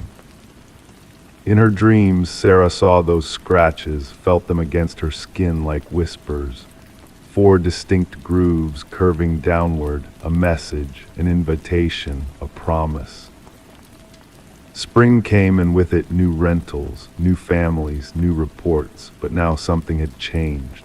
The scratches were accompanied by small gifts left on doorsteps, children's toys old and worn, family photographs taken from inside the cabins but altered with a shadowy figure inserted into the background, as if someone was photoshopping themselves into these families' lives using techniques far older than digital manipulation. The case remains open. The scratches continue to appear. Families still rent cabins in those woods, unaware of what might be watching them through the trees. Detective Mills still follows the pattern, still searches the forest, still studies those 4 distinct grooves that appear on doors like clockwork. And somewhere in those woods, something continues to reach out, trying to find a way in. Not to harm, but perhaps something more disturbing to belong. Story 10. In the quiet suburban neighborhood, a mysterious key arrived in the mail for Sarah Miller, wrapped in a plain envelope with no return address. The single brass key, worn with time, felt oddly familiar, though Sarah couldn't place it. Trying it in every lock she owned yielded no results. It didn't belong to her.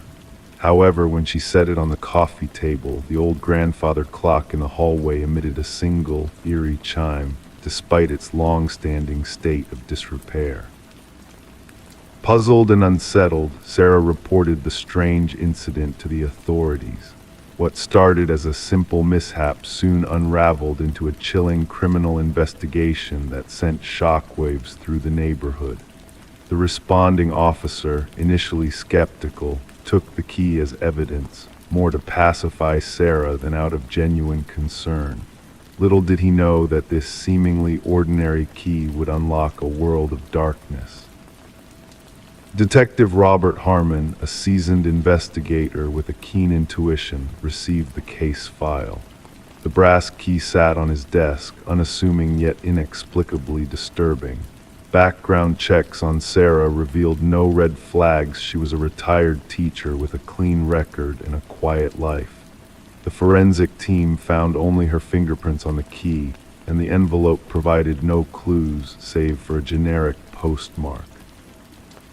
A breakthrough came when Detective Harmon discovered a matching bitting pattern for the key in a cold case file from years ago, a storage unit linked to disturbing evidence of violence against women. The original investigation had hit a dead end, but now, with the key resurfacing, the case was reignited. As the investigation delved deeper, a connection emerged to a former neighbor of Sarah's, Harold Jenkins, a man with a shadowy past and a knack for staying off the grid. Jenkins, dubbed the Keymaster by the press, had a macabre collection of keys tied to his heinous crimes, hidden beneath the floorboards of a secluded cabin. The manhunt for Jenkins intensified as the true scope of his atrocities came to light. With Sarah under protection, authorities raced against time to track down the elusive predator. Jenkins, a master of evasion, met a tragic end in a showdown with law enforcement, leaving behind a chilling journal detailing his crimes and a haunting message for Sarah. The investigation uncovered a total of 32 victims, bringing closure to families, but leaving a community shattered by the realization of evil lurking in their midst. Sarah, forever changed by the ordeal, never returned to her home, haunted by the knowledge of how close she had come to darkness. The grandfather clock, once a harbinger of the sinister presence watching over Sarah, now stood as a symbol of the facade that can conceal unspeakable horrors. The keys, silent witnesses to unfathomable tragedies, remained locked away, a reminder of the darkness that can hide behind ordinary appearances, waiting to be exposed. Story 11. The ancient Polaroid held secrets long forgotten, capturing a birthday celebration frozen in time. Amidst the smiles and flickering candles, a hidden enigma lurked. The daughter, inheriting the box of memories, delved into the past and unearthed the chilling truth. In the background of each photograph, a mysterious figure lingered, shrouded in darkness, a silent observer on the fringes of the family's joyous gatherings. Sarah Winters stumbled upon the unsettling collection while sorting through her late mother's attic. The box labeled Memories contained faded snapshots of happier days, or so it seemed. Yet, as Sarah delved deeper, she realized that what she had unearthed was not a nostalgic treasure, but the beginning of a haunting nightmare. The figure in the photos began as a mere shadow, barely noticeable on the edge of the frame during her childhood birthday party. With each subsequent image, he crept closer, his presence ominous and inexplicable. No one in the pictures acknowledged his existence, yet there he was, a phantom weaving through the captured moments of joy. Disturbed and shaken, Sarah reached out to her father, hoping for answers, but his response was as cryptic as the mystery itself.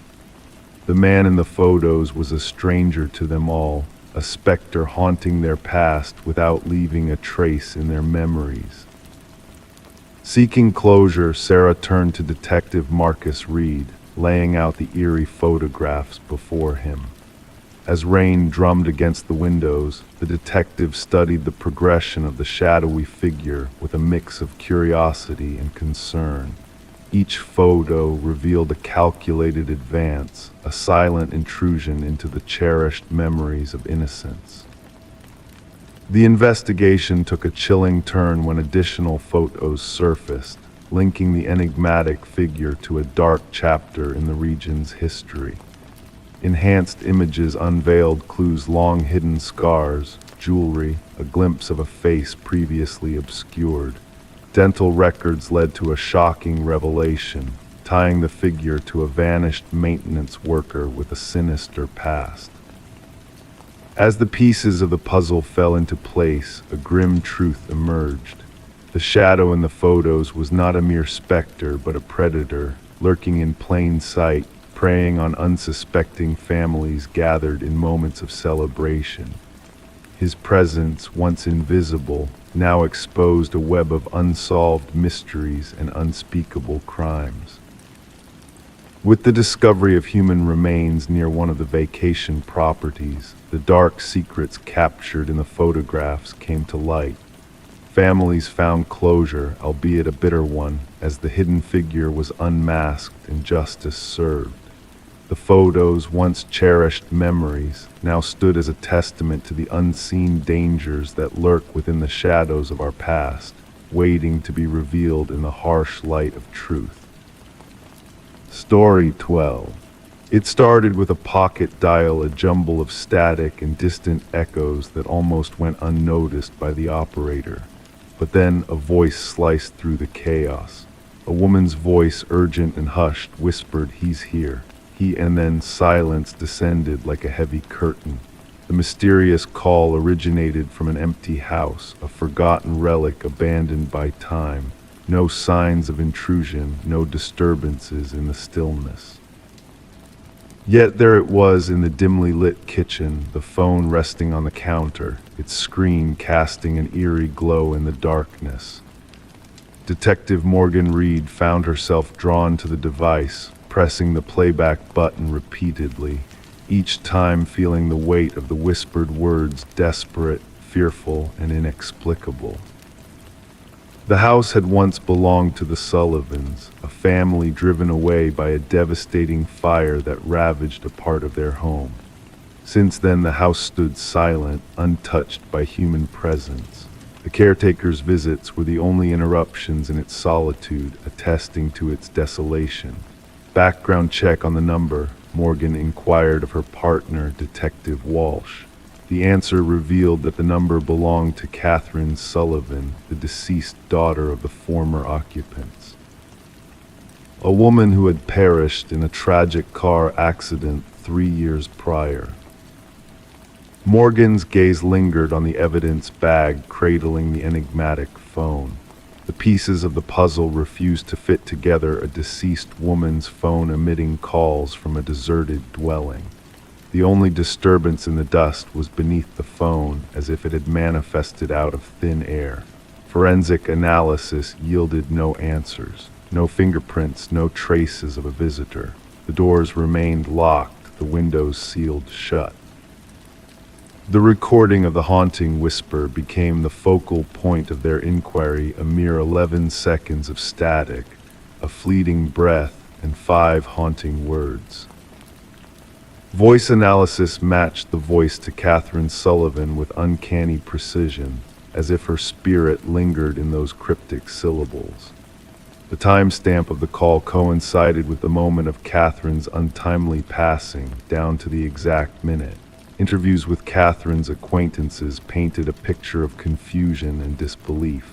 Her father, now remarried, appeared genuinely bewildered. Her mother, a solitary figure in a modest apartment, crumbled upon hearing the spectral message. "That's my Katie," she murmured. "She sounds so frightened." Mark Jennings, Catherine's boyfriend at the time of her demise, presented an alibi that held under scrutiny. He was occupied with a night shift at the hospital, corroborated by witnesses and surveillance footage. The enigma deepened. The call shouldn't have occurred, yet it did. Progress stagnated until a call from Catherine's mother reignited the investigation. "I found something in her belongings," her voice quivered. "Katie kept a journal, the final entry. You must see it." Within the worn pages of the journal lay a narrative of love soured by control, isolation, and dread. The last entry foretold a grim prophecy. "He discovered my intentions to leave.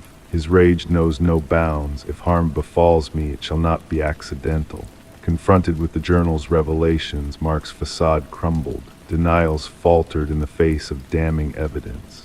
"The accident report places you at the scene before anyone else," Morgan pointed out, "before the emergency responders." His pallor betrayed him. "I feared for her safety. I went in search of her." A return to the crash site unearthed the buried truth. Catherine's actual phone, concealed 20 feet from the accident's location. Forensic scrutiny of the buried device unveiled erased messages exchanged with her sister on the night of her demise. "Mark is tailing me. He's driving me off the road. And later, he's forcing me off the road." A revisitation of the autopsy photographs unveiled a sinister reality. The injuries bore marks of a struggle beyond a mere vehicular accident. Defensive wounds, telltale bruises of asphyxiation. When law enforcement closed in on Mark, his sanctuary bore witness to a macabre shrine dedicated to Catherine, a shrine of obsession and malice. Among his possessions lay tools of deception and audio manipulation software, blueprints of his sinister charade. The trial unfolded swiftly, a testament to the weight of evidence against him. Mark's delusions unraveled in the harsh light of justice. "She wouldn't be silenced," he muttered to Morgan. "Even in death, her accusations plagued me. I needed them to believe she lingered, a specter without voice." The verdict rang out, sealing his fate a conviction for premeditated murder. Catherine's mother clung to the journal, a chronicle of her daughter's silenced fears, now vindicated. The phone from the abandoned house now rests in the confines of the evidence vault. Whispers circulate among the officers of Phantom Rings, though its power source had long been removed. Catherine's legacy endures, not as a spectral legend, but as a testament to the resilience of victims' voices, echoing beyond the veil of silence. Story 13.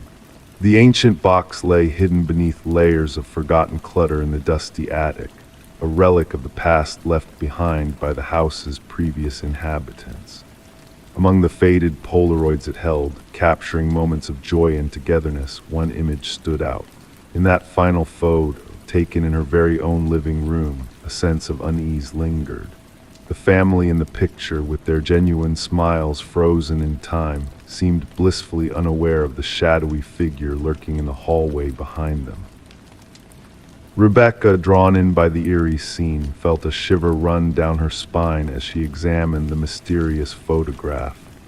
Trembling fingers, the edges of the Polaroid vibrating, she couldn't shake the feeling of being watched. Descending the creaking wooden staircase, the house seemed to close in around her, suffocating in its emptiness. Placing the unsettling photo on the sterile kitchen counter under the harsh fluorescent light, Rebecca couldn't ignore the undeniable similarities. This was her home, yet these faces were strangers. The intrusion into her sanctuary left her unsettled, seeking answers in the unknown. Detective Morgan arrived, a weathered figure in a worn leather jacket, his gaze sharp and all-seeing. With a methodical approach, he delved into the enigma of the photograph, seeking truths hidden in the shadows of the past. The journey to unravel the mystery began quietly, tracing back through layers of time and occupants of the house. Through the detective's tireless investigation, a pattern emerged. Families had come and gone, leaving no trace, their disappearances shrouded in mystery. The Sutherlands, the latest in a line of transient residents, had vanished without a trace, leaving behind only unanswered questions and a haunting photograph. Forensic analysis hinted at a chilling truth. The figure in the hallway was a specter of the past, a presence that lingered long after its time. The house's dark history unfolded, revealing a grim tapestry of families lost to the shadows, their stories entwined with the very walls that housed their secrets. As the investigation delved deeper, uncovering hidden truths buried beneath layers of concrete and soil, the house revealed its darkest secrets.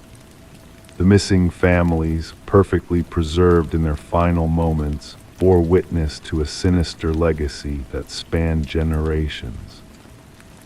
Rebecca, caught in the web of intrigue, was forced to flee, her safety threatened by the unseen watcher in the shadows. The journal in the hidden crawlspace spoke of a malevolent presence, a force that sought to claim yet another victim in its twisted game. The echoes of the past reverberated through the empty halls, as whispers of Samuel Whitfield, the enigmatic architect of the house, haunted the investigators. His presence, though believed to be long gone, lingered in the darkness, a malevolent force that defied time and reason.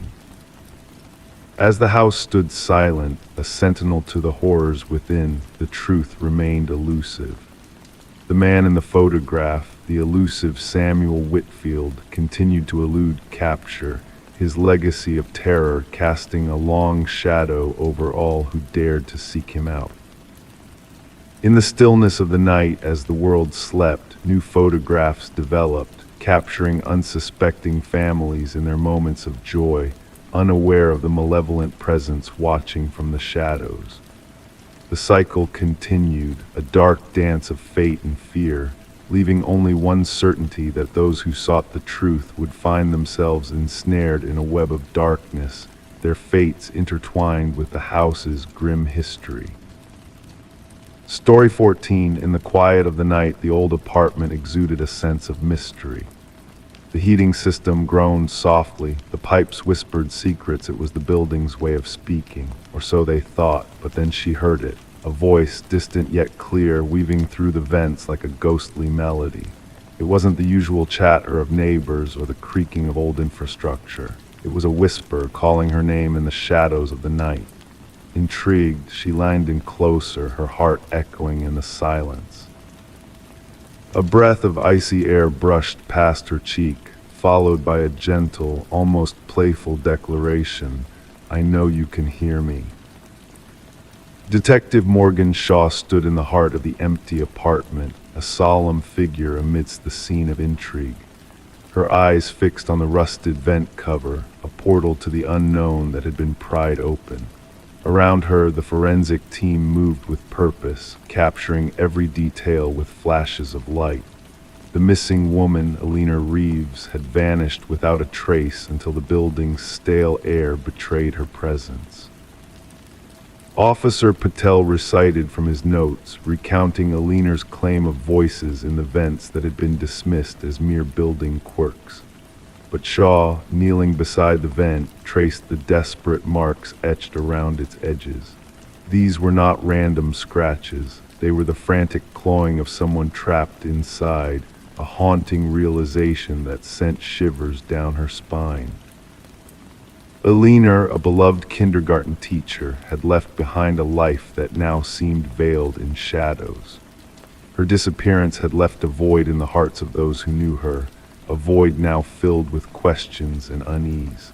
Her sister's trembling voice revealed a darker side to Alina's final days, a paranoia that had consumed her, convinced her of unseen eyes and whispered words in the night.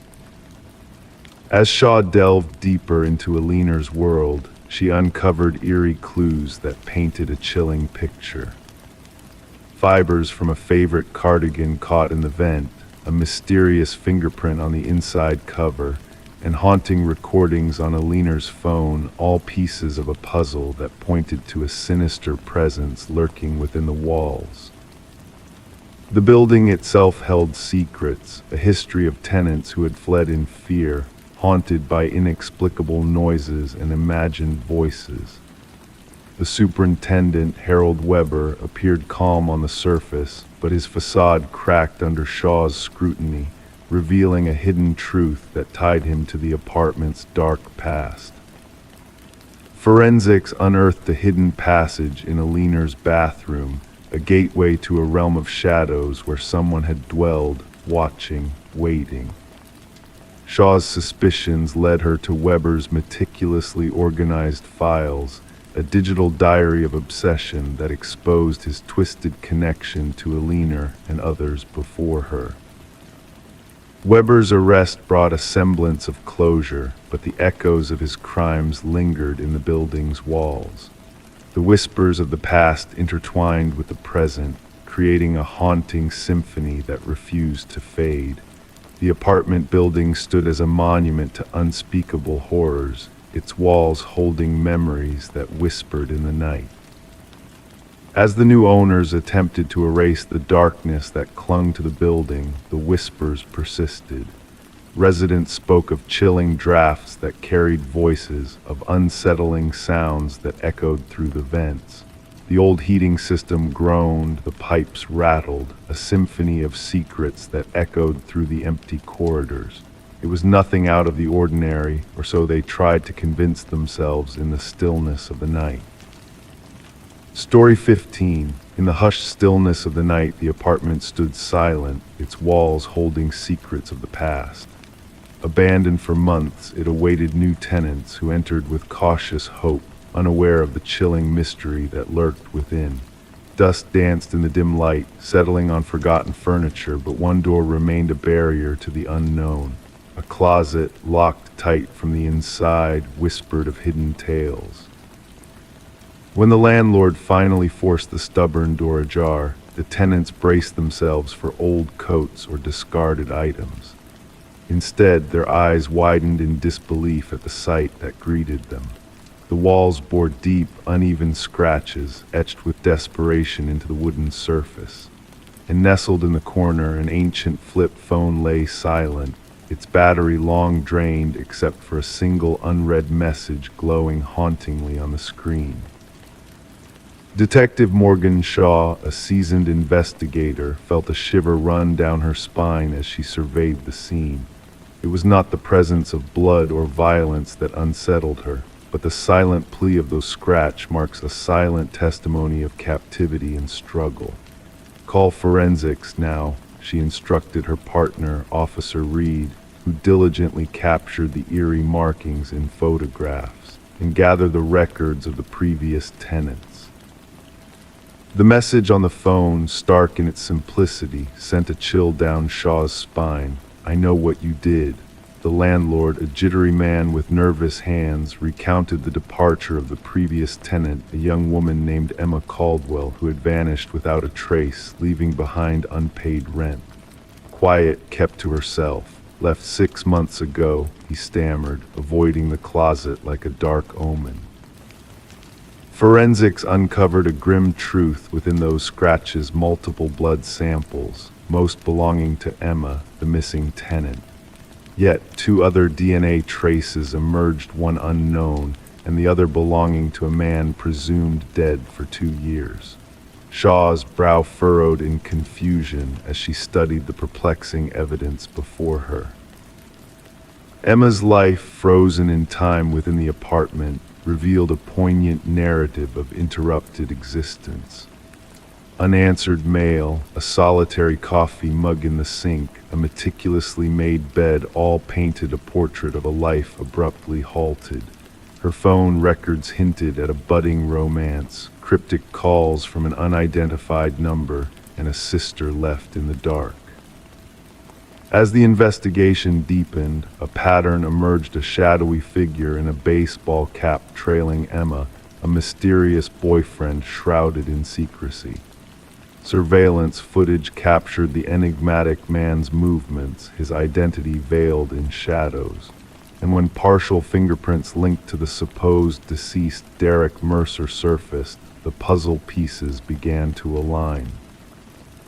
"He staged his death," Shaw concluded, the pieces falling into place. But the true extent of Mercer's malevolence only surfaced as they delved further. Another missing woman, Lynette Porter, emerged from the shadows of the past, her story intertwined with Emma's in a web of darkness.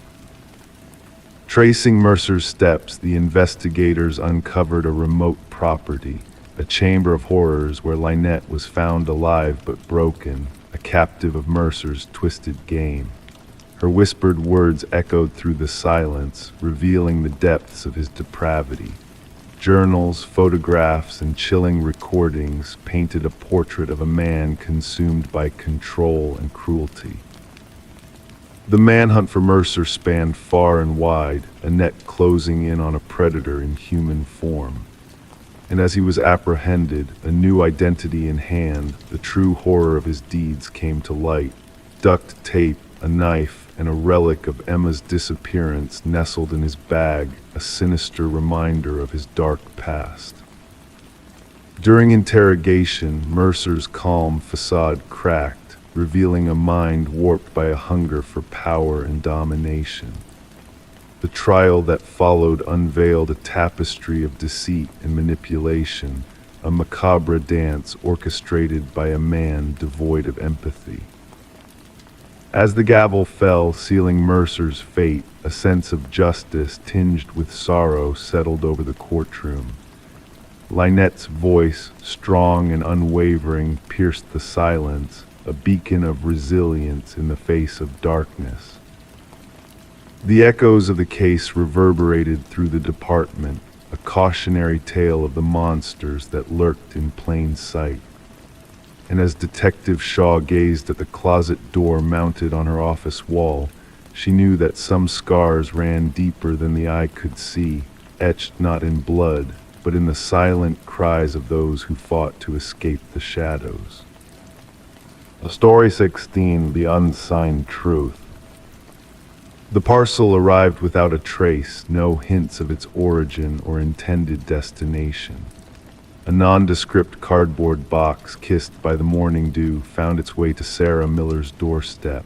Her name was right, but the name on the package was not hers. Ignoring it would have been the wisest choice, leaving it to linger on the porch, a mystery unsolved. Yet curiosity whispered its seductive call, beckoning her to unravel its secrets.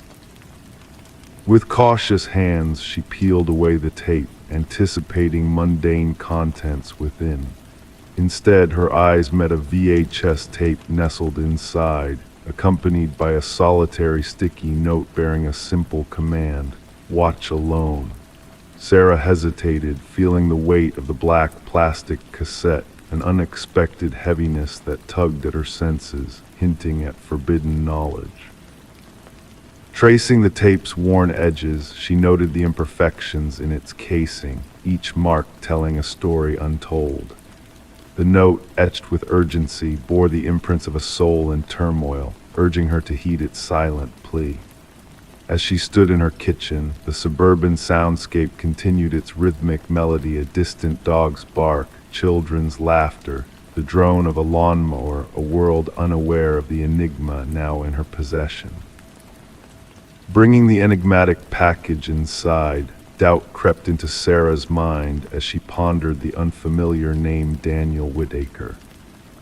It held no significance in her 4 years of residency, overshadowed by the memory of the previous occupants, the Johnsons, who had bid farewell to the house to embrace their golden years near family.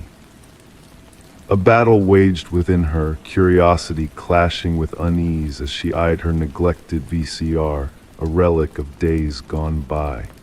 The tape beckoned a mystery cloaked in darkness, tempting her to unravel its enigmatic message.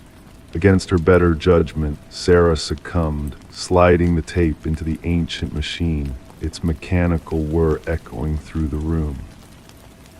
Static danced on the screen before yielding to a dimly lit room, a solitary figure seated, shrouded in shadows.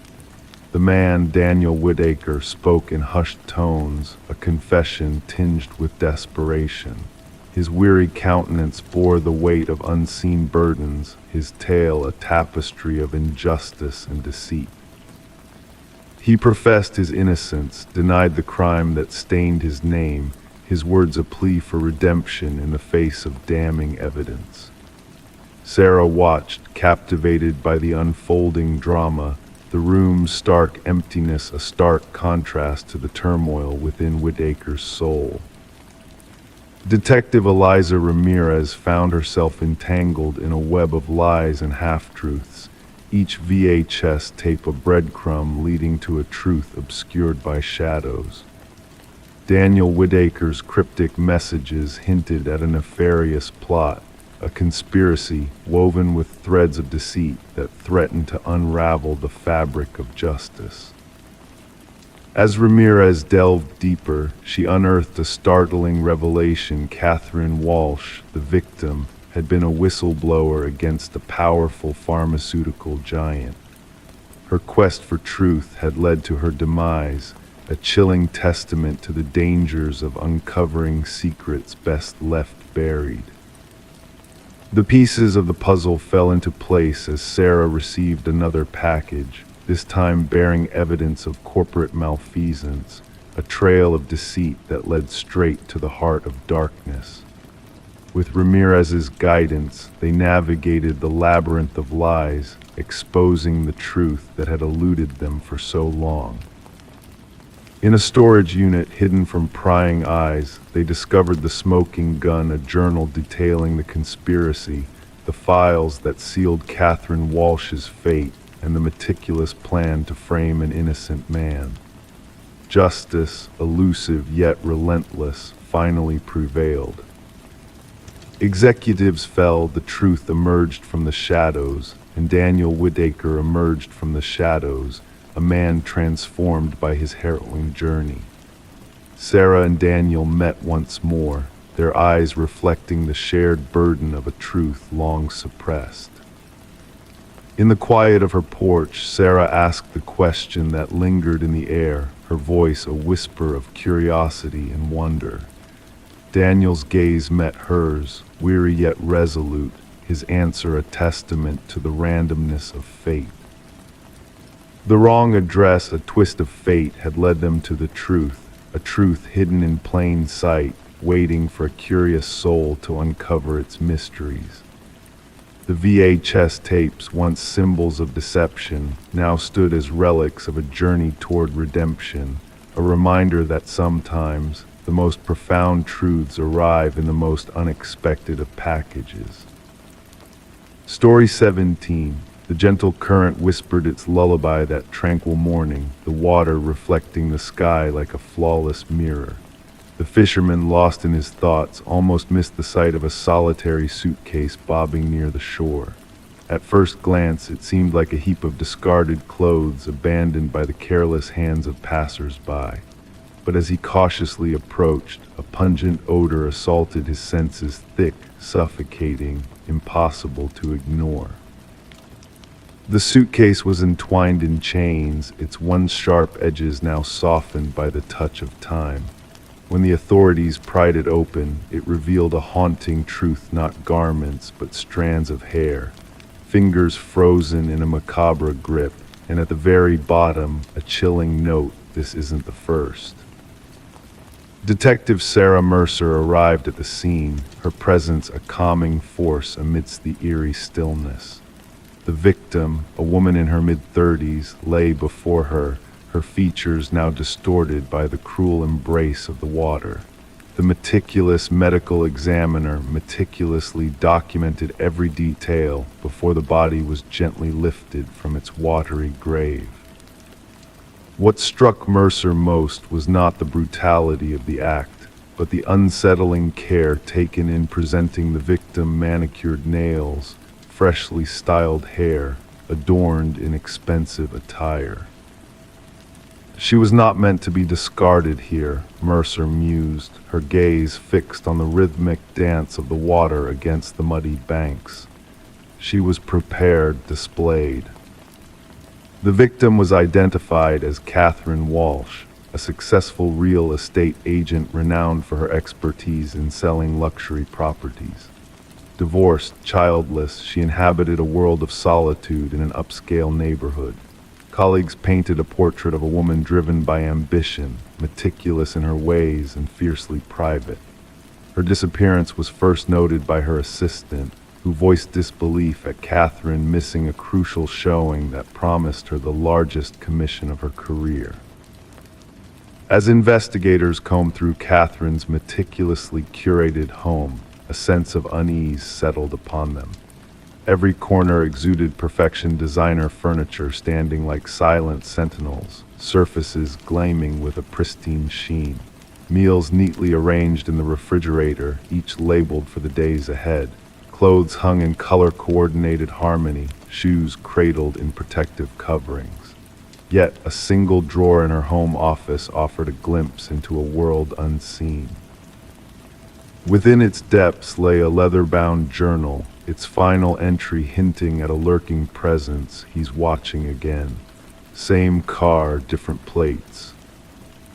A digital trail revealed a pattern in Catherine's inbox, an influx of messages from unknown senders, all bearing the ominous phrase, "I see your perfection." Each missive delivered at the exact moment, day after day. Her online searches painted a picture of a woman seeking protection, fortifying her sanctuary against an unseen threat. Mercer pieced together these fragments, drawing a connection between the meticulous staging of the victim and the cryptic messages. "Our perpetrator is methodical," she whispered to her partner. "This was not a crime of passion. This was a carefully orchestrated ritual." A breakthrough emerged from an unexpected source, a local pawn shop owner recognizing Catherine's distinctive emerald necklace among his wares. The man who had pawned it was a familiar face, Michael Linden, an unassuming maintenance worker blending into the tapestry of daily life. Surveillance footage captured his repeated visits to Catherine's building, often cloaked in the guise of routine maintenance duties, a quiet man harboring a chilling secret.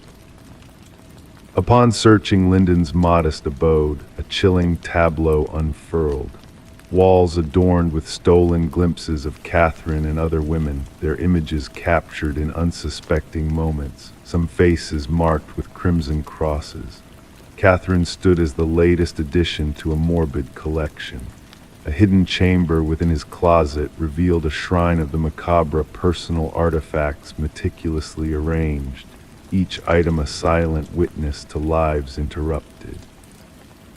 As Lyndon sat in the sterile confines of the interrogation room, his demeanor unwavering, the truth spilled forth in a monotone confession. "They were flawed," he uttered, devoid of emotion. "They paraded perfection, but I saw the truth. Catherine's desk was always in disarray, her lipstick never quite perfect. Her flawless facade was a facade indeed." The search for the predecessors mentioned in his cryptic note led investigators to desolate landscapes where 2 additional suitcases surfaced. Within their confines lay echoes of Catherine women mirroring her appearance, fellow real estate agents who showcased a facade of unwavering precision. In the courtroom, Lyndon sat unmoving, his gaze vacant as the tale of his meticulous atrocities unfolded. A life sentence without chance of redemption echoed through the courtroom, drawing a shroud of finality over Lyndon's chapter. For Detective Mercer, the case found its closure, yet shadows of unanswered queries lingered in the recesses of her mind. What drove Lyndon to fixate on these particular women? What internal imperfections haunted his soul, driving him to seek solace in erasing perceived flaws through unspeakable acts? The river continued its hypnotic descent downstream, carrying with it the remnants of a haunting tale, eventually washing away all traces of the past. But in the quiet expanse of the precinct, nestled upon Mercer's desk, lay copies of those haunting notebooks, a reminder that beneath the veneer of normalcy, darkness may lurk, waiting to unfurl its chilling embrace. And in the silence of everyday lives, the most insidious predators may dwell, hidden in plain sight, their gaze ever watchful, their patience unyielding, awaiting that solitary flaw to reveal itself. Story 18, unveiling the secrets hidden within the walls of an old Victorian-era home, can lead to unexpected discoveries. Sarah and Michael, drawn to the charm of the estate auction find, embarked on a renovation project that would change their lives forever. As they lifted the floorboards, a folded letter emerged, aged and delicate, bearing a cryptic warning: "Don't trust the one who knocked." Before they could grasp the gravity of these words, 3 sharp knocks reverberated through the silent house, sending shivers down their spines. Detective Alina Reed, a seasoned investigator, arrived at the scene with her partner, the mystery unfolding before them. With precision, she retrieved the note, noting the couple's inadvertent contamination. Sarah and Michael's genuine fear was palpable as they recounted the eerie knocking sound that had unsettled them. Background checks on the couple revealed no cause for suspicion, yet the house itself harbored a complex history. Previously owned by the Hargrove family, the house had stood vacant since the passing of its last resident, Margaret Hargrove. Despite the lack of overt signs of foul play in her death, a sense of unease lingered. Forensic analysis dated the mysterious note to 2 decades prior, hinting at a distressing past. Franklin, Margaret's late husband, had been a respected figure in the community, but whispers of paranoia and debt began to surface. Interviews with acquaintances painted a troubling picture of Franklin's final years, hinting at a looming threat known only as the Collector. Margaret's sister, in a rare moment of clarity, revealed that Margaret had lived in fear of this elusive figure, tied to Franklin's gambling debts. The pieces of the puzzle slowly fell into place as Reed delved deeper into the dark history of the house. A forensic team, aided by cadaver dogs, uncovered a chilling truth buried beneath the foundation: a male skeleton, identified as Victor Mercer, a notorious loan shark and collector who vanished without a trace. Margaret's diaries, hidden in the attic, provided a haunting account of the events leading to Mercer's demise, painting a portrait of fear and desperation. The house's dark secret, once concealed beneath floorboards and buried memories, was brought to light. Franklin's violent encounter with Mercer, driven by debt and fear, had led to a tragic outcome that haunted Margaret until her final days. The chilling echoes of the past reverberated through the empty halls, a reminder of the darkness that lurked within. As the case reached its conclusion, justice was belatedly served and the truth emerged from the shadows. Sarah and Michael, unable to bear the weight of the house's grim legacy, parted ways with the property, leaving it abandoned and silent. Whispers of 3 distinct knocks in the night persisted, a ghostly reminder of the secrets that lay buried within the walls. Detective Reed's final report acknowledged the lingering mysteries that defied resolution, the shadows of the past refusing to fade completely. The note, stored as evidence, bore a chilling message that resonated through time: don't trust the one who knocked. The enigma of Margaret's warning lingered, a testament to the enduring power of secrets and the ghosts that haunt us from beyond the grave. Story 19, The Enigmatic Reflection. She gazed at her reflection, clearing the mist from the mirror. Everything appeared normal at first glance: her face, her attire. Yet an unsettling feeling crept over her the longer she stared. A flicker caught in the corner of her eye, a movement not of her own making. When she turned away, her reflection remained motionless, observant. This was the moment that marked the beginning of Rebecca Thorne's peculiar journey, a journey that would puzzle investigators and haunt an entire community for years to come. Rebecca resided in a modest apartment in a tranquil suburban area, leading a solitary life. Known as methodical and reserved, she maintained a polite distance from her neighbors while working diligently as a data analyst for a company. Her days were governed by routine and precision, offering no hint that she would soon be at the heart of a mysterious and intricate criminal enigma. The initial signs were subtle. Objects in Rebecca's home shifted inexplicably, a coffee mug relocated to a different shelf, books rearranged, her toothbrush misplaced. She initially dismissed these occurrences as mere lapses in memory, attributing them to her long hours spent engrossed in work, surrounded by the sterile glow of computer screens and endless spreadsheets. Detective Marion Shaw became involved when Rebecca, after enduring weeks of these disturbances, finally reached out to the authorities. Initially deemed a non-criminal matter, the case was shuffled into the backlog of lower priority investigations. There was no concrete evidence, Shaw later recounted. No signs of a break-in, no missing items, just a woman sensing a disturbance within her own home. The turning point arrived with the incident involving the bathroom mirror.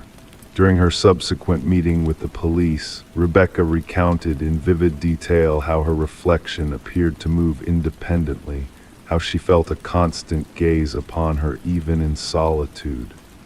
This time, she had proof footage from a security camera she had installed, aimed at her front door. The recording revealed a chilling revelation that sent shivers down the spines of seasoned officers. An exact replica of Rebecca entering her apartment shortly after she had left for work. Forensic analysts scrutinized the footage, finding no evidence of tampering or digital manipulation. The intruder moved with eerie precision, mirroring Rebecca in every aspect, right down to her distinctive leather bag. Yet, according to time-stamped records from her workplace security system, Rebecca was already present at her office across town. "We are facing a doppelganger scenario," Detective Shaw informed her superiors. "Someone who has meticulously studied Ms. Thorne and can imitate her with uncanny accuracy." The investigation delved deeper. Fingerprints within the apartment matched solely with Rebecca S., and no foreign DNA was uncovered. Neighbors reported nothing out of the ordinary, only seeing Rebecca following her usual routine. Mrs. Keller, a neighbor, mentioned a peculiar encounter where Rebecca did not acknowledge her greeting upon returning home, an unusual occurrence that raised no immediate alarm. Rebecca began documenting the disturbances in a journal. Minor alterations within her home escalated. Unexplained food vanished from her fridge. Her computer displayed searches she had not initiated. Most unsettling were the photographs discovered on her phone's selfies that bore a striking resemblance to her, yet she had no recollection of capturing them. In some images, her expression seemed subtly distorted, her smile too wide, her eyes unnervingly intense. "I feel as though I am losing my mind," Rebecca confided to Detective Shaw during their next meeting. "Or perhaps someone is orchestrating this to make me believe so." A breakthrough emerged when a pattern was unearthed in the security footage. The doppelganger only made appearances when Rebecca departed for specific pre-planned outings, therapy sessions, yoga classes, Sunday morning grocery runs. These were activities scheduled in advance with predictable durations. "An individual intimately acquainted with your routine," Shaw explained. "This is not random, it is a targeted surveillance and infiltration." A forensic psychologist suggested they were dealing with a fixation case, an individual fixated on assuming Rebecca's identity, potentially aiming to replace her entirely. Such cases, though rare, were documented in psychological literature. The perpetrator typically endured a psychological rupture and fixated on a victim who symbolized something they desired: stability, beauty, success, normalcy. The focus of the investigation shifted when Rebecca mentioned a former coworker, Lily Winters, who had been terminated due to escalating erratic behavior. Lily had closely collaborated with Rebecca, often remarking on the similarities between them. Following her dismissal, she sent Rebecca a series of unsettling emails, one of which read, "We could be one and the same. At times, I feel like I am more you than you are." With a warrant in hand, Detective Shaw led a search of Lily's residence. What they uncovered transformed the case from perplexing to chilling. A room in Lily's abode had been transformed into a shrine-like replica of Rebecca's bedroom. The walls were adorned with countless images of Rebecca entering her home, shopping, meeting friends, all captured without her knowledge.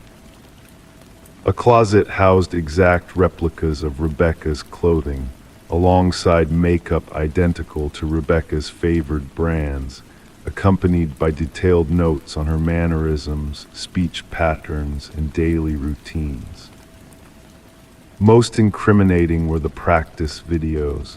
Lily had recorded herself mimicking Rebecca's walk, gestures, and expressions, progressing from amateurish attempts to near-perfect imitations of the real Rebecca. "She aspired to be me," whispered Rebecca upon viewing the evidence. "She did not merely mimic me, she sought to erase me."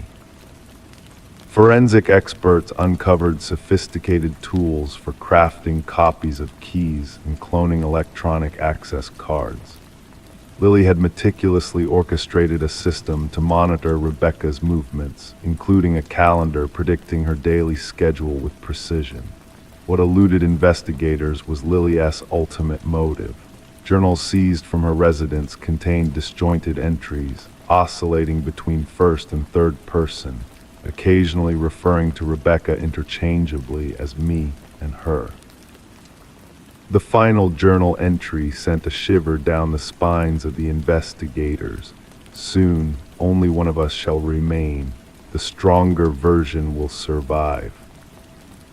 When authorities moved to apprehend Lily, she had vanished without a trace. Her apartment bore signs of a hasty departure, with open drawers and missing technological equipment. A nationwide alert was issued, and Rebecca was relocated to a secure location under continuous surveillance.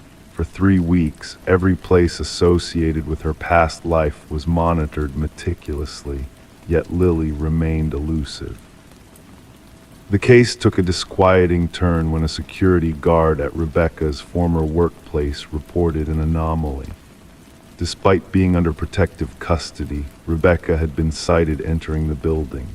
Security footage confirmed the occurrence. Someone identical to Rebecca had utilized a valid ID card to access the premises, proceeded to her former workstation, and spent 40 minutes sifting through her files before departing. This event unraveled the truth. Lily had not fled. She had made her move, assuming Rebecca's identity while the real Rebecca lay concealed. The case remains unresolved to this day. Lily Winters has never been apprehended, and Rebecca Thorne chose not to return to her former life, opting instead to forge a new identity in an undisclosed location. Detective Shaw preserves a photograph on her desk, 2 strikingly similar women, one being Rebecca Thorne and the other Lily Winters. Occasionally, she scrutinizes their features, seeking the nuances that set them apart. The most chilling aspect Shaw imparts to new recruits is not that someone can resemble you or sound like you. It is the desire to assume your identity so fervently that they obliterate their own. Our identity is not just how we present ourselves to the world, but what we safeguard most vigilantly. And at times, we only recognize its worth when someone endeavors to steal it. Story 20, The Whispering House. She desired to repaint the nursery before the new arrival. The walls, once a faded blue, held stories untold beneath their surface. As she applied the first coat of white paint, something emerged from beneath letters, initially faint, then gradually sharpening into clarity. A message etched beneath the layers. "Don't let it hear you." Her breath hitched. Stepping back, she noticed them tiny handprints in the fresh paint, too high for any child to reach. This discovery in the nursery of the Morgan residence marked the inception of what would be known as the Whispering House case. The young couple had acquired the Victorian-style home at an unbelievably low price, unaware of its dark past. Detective Sarah Klein arrived, notebook poised in hand. A woman, her belly swollen with child, answered the door, wearing paint-spattered overalls. Dark circles framed her eyes, a testament to sleepless nights. Her hands trembled as she recounted finding the mysterious message and handprints. "The previous owners vanished suddenly," she explained. "Neighbors said they left in the dead of night with no moving truck, only essential belongings in their car." Detective Klein, with a sense of unease, explored the historic house, the aged floorboards creaking beneath her feet. In the nursery, she inspected the half-painted wall, the cryptic message still visible where the painting had been abruptly halted. Beside it, 5 small handprints adorned the wet paint, placed at a height meant for an adult. Back at the precinct, Detective Klein delved into the property records. The house had changed hands 8 times in 30 years, a remarkably high turnover rate. More disturbing were the child welfare reports linked to 3 of those families. Children spoke of whispers from the walls and the sensation of being watched as they slept. The detective's investigation led her to Alina Blackwood, the former owner who ran an orphanage within the property during the early industrial era. 5 children under her care had disappeared without a trace, believed to have run away. As Detective Klein interviewed former residents, a chilling pattern emerged. Families with children reported strange occurrences, toys moved overnight, laughter echoing down empty corridors, and crayon drawings materializing on walls. Most dismissed these happenings as mere imagination until the cryptic messages appeared during repainting. The handwriting matched that of Alina Blackwood's journals, and the handprints, identical in size and placement, persisted through the years. A breakthrough came when the detective persuaded the current owners to allow ground-penetrating radar in the basement. Anomalies in the readings hinted at 5 child-sized shapes beneath the concrete floor.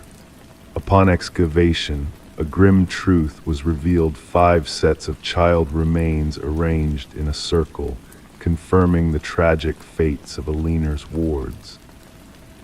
Luminol sprayed throughout the nursery unveiled a haunting sight: handprints glowing in the darkness, invisible to the naked eye, covering every wall. Alina's journals unveiled her macabre intentions, believing she could extend her life by harnessing the energy of orphaned children sealed in the hidden room. The case concluded with the proper burial of the victims, their names now recognized as murder victims rather than runaways. The house stood deserted, the pregnant couple unwilling to return even for their possessions. Detective Klein submitted her final report, documenting the eerie handprints and hidden message. Justice was served, yet an inexplicable presence lingered within the house, reaching out through layers of time and paint. The nursery walls were demolished, but workers reported hearing children's whispers amidst the debris. The house, condemned and left to decay, became another enigma in the annals of unsolved mysteries, a reminder that some crimes leave indelible marks that fresh paint can never erase. Story 21. The tale of the Victorian-era home unfolded like a forgotten melody, whispered through time. Michael and Sarah Klein, unsuspecting new tenants, believed their biggest challenge would be peeling wallpaper. Little did they know, the layers beneath held a story begging to be unveiled. As they delicately stripped away the worn paper, a revelation awaited them. Inked in a frenzy of repetition, a name emerged like an echo from the past: Alina Winters. Each letter painstakingly etched, filling every inch of the wall with a haunting presence. This mysterious name did not belong to the previous owners, nor did it exist in any official records. Intrigued, they turned to the digital realm, where a single search yielded a chilling result: a decades-old missing persons case. The photograph of the vanished woman bore an uncanny resemblance to the enigmatic seller of the house, Margaret Cavendish. The Victorian abode, with its ornate woodwork and lofty ceilings, beckoned the couple with tales of yesteryears. Initially, the Kleins had no plans for immediate renovations, drawn instead to the charm and history woven into the walls. It all began with a simple water stain in the master bedroom, a yellowish blemish seeping through the floral wallpaper. Upon investigation, they unearthed a hidden narrative beneath the layers of time. Outdated patterns from bygone eras gave way to a startling discovery: the name Alina Winters, repeated obsessively in a frantic script, as if pleading to be remembered. Sarah's hushed inquiry about Alina echoed through the house, stirring a sense of unease within them. Determined to unravel the mystery, Michael delved into property records, tracing the house's lineage through the ages. The elusive Alina Winters remained a ghostly figure, her existence confined to faded news clippings and whispered rumors of a disappearance shrouded in mystery. Their quest for answers evolved into an all-consuming fixation, drawing them deeper into the enigma of the house's dark past. Nights turned into investigative vigils, as they navigated a labyrinth of secrets hidden within the walls. The retired detective's voice crackled over the phone, recounting the cold case of Alina Winters, a young woman who vanished without a trace, leaving behind a void of unanswered questions. The pieces of the puzzle seemed to converge, blurring the lines between past and present, reality and illusion. Forensic teams descended upon their home, transforming it into a tableau of scrutiny and revelation. Layers of wallpaper peeled back, revealing secrets long buried beneath the surface. Handwriting experts scrutinized the frantic scrawls, seeking connections to a bygone era of loss and longing. A hidden space beneath the floorboards unveiled a trove of identities, each bearing the visage of Alina Winters in various guises. The final revelation, a convergence of past and present, linked Margaret Cavendish to a web of deception spun by a fractured mind. DNA analysis and fingerprints wove a tapestry of identities, blending Alina Winters with Rebecca Eldridge, a tormented soul consumed by the shadows of her own making. The walls bore witness to a tragedy of identities intertwined, a haunting echo of a fractured psyche seeking solace in a labyrinth of mirrors. As the excavation of their backyard unearthed long-buried truths, the specter of Alina Winters rose from the depths of obscurity. Rebecca Eldridge, masquerading as Margaret Cavendish, stood at the precipice of reckoning, her fractured personas converging in a symphony of guilt and revelation. Justice, though delayed, arrived at last for Alina's family, as the house that bore witness to unspeakable secrets became a beacon of truth in a world veiled by shadows. Michael and Sarah's dream home morphed into a symbol of remembrance, forever etched in the annals of truth, crime a testament to the enduring power of stories hidden within the walls of time. Story 22. The wooden plank shifted ever so slightly under her weight, catching her attention with its subtle movement. Curious, she knelt down, her fingers tracing the edges of the loose board, sensing a hidden space beneath the seemingly solid floor. With gentle precision, she lifted the boards, unveiling a dark, narrow cavity beneath her new home. At first, only dust and cobwebs greeted her eyes, but as they adjusted to the dim light, shapes began to emerge from the shadows. A mattress, a chair. And tucked away in a corner, a weathered notebook filled with pages upon pages of a single name, her name, written repeatedly as if etched by an unseen hand. Detective Morgan Reed stood silently behind Sarah Coleman, observing the mixture of fear and disbelief in her eyes as she peered into the abyss beneath the floorboards. It wasn't just the discovery of a hidden room that unsettled Sarah. It was the violation of her sanctuary, the intrusion of something malevolent into what should have been a fresh start. "Please don't disturb anything further." Detective Reed's voice was a steady anchor in the swirling uncertainty. With a click, her flashlight pierced the darkness, revealing walls plastered with surveillance photographs, snapshots of Sarah's daily life, captured without her knowledge, a shrine of obsession carefully concealed beneath her feet. Sarah had acquired the quaint cottage from the estate of a solitary man named Walter Green, a man with no known connections or descendants. The property had stood empty for months before Sarah's purchase, its listing extolling its charm and potential for minor renovations. No mention of the hidden chamber lurking beneath the floorboards. "I never met him, the previous owner," Sarah's voice wavered. "The neighbors said he kept to himself. I was told that basement access had been sealed off long ago. That's what the inspection report indicated."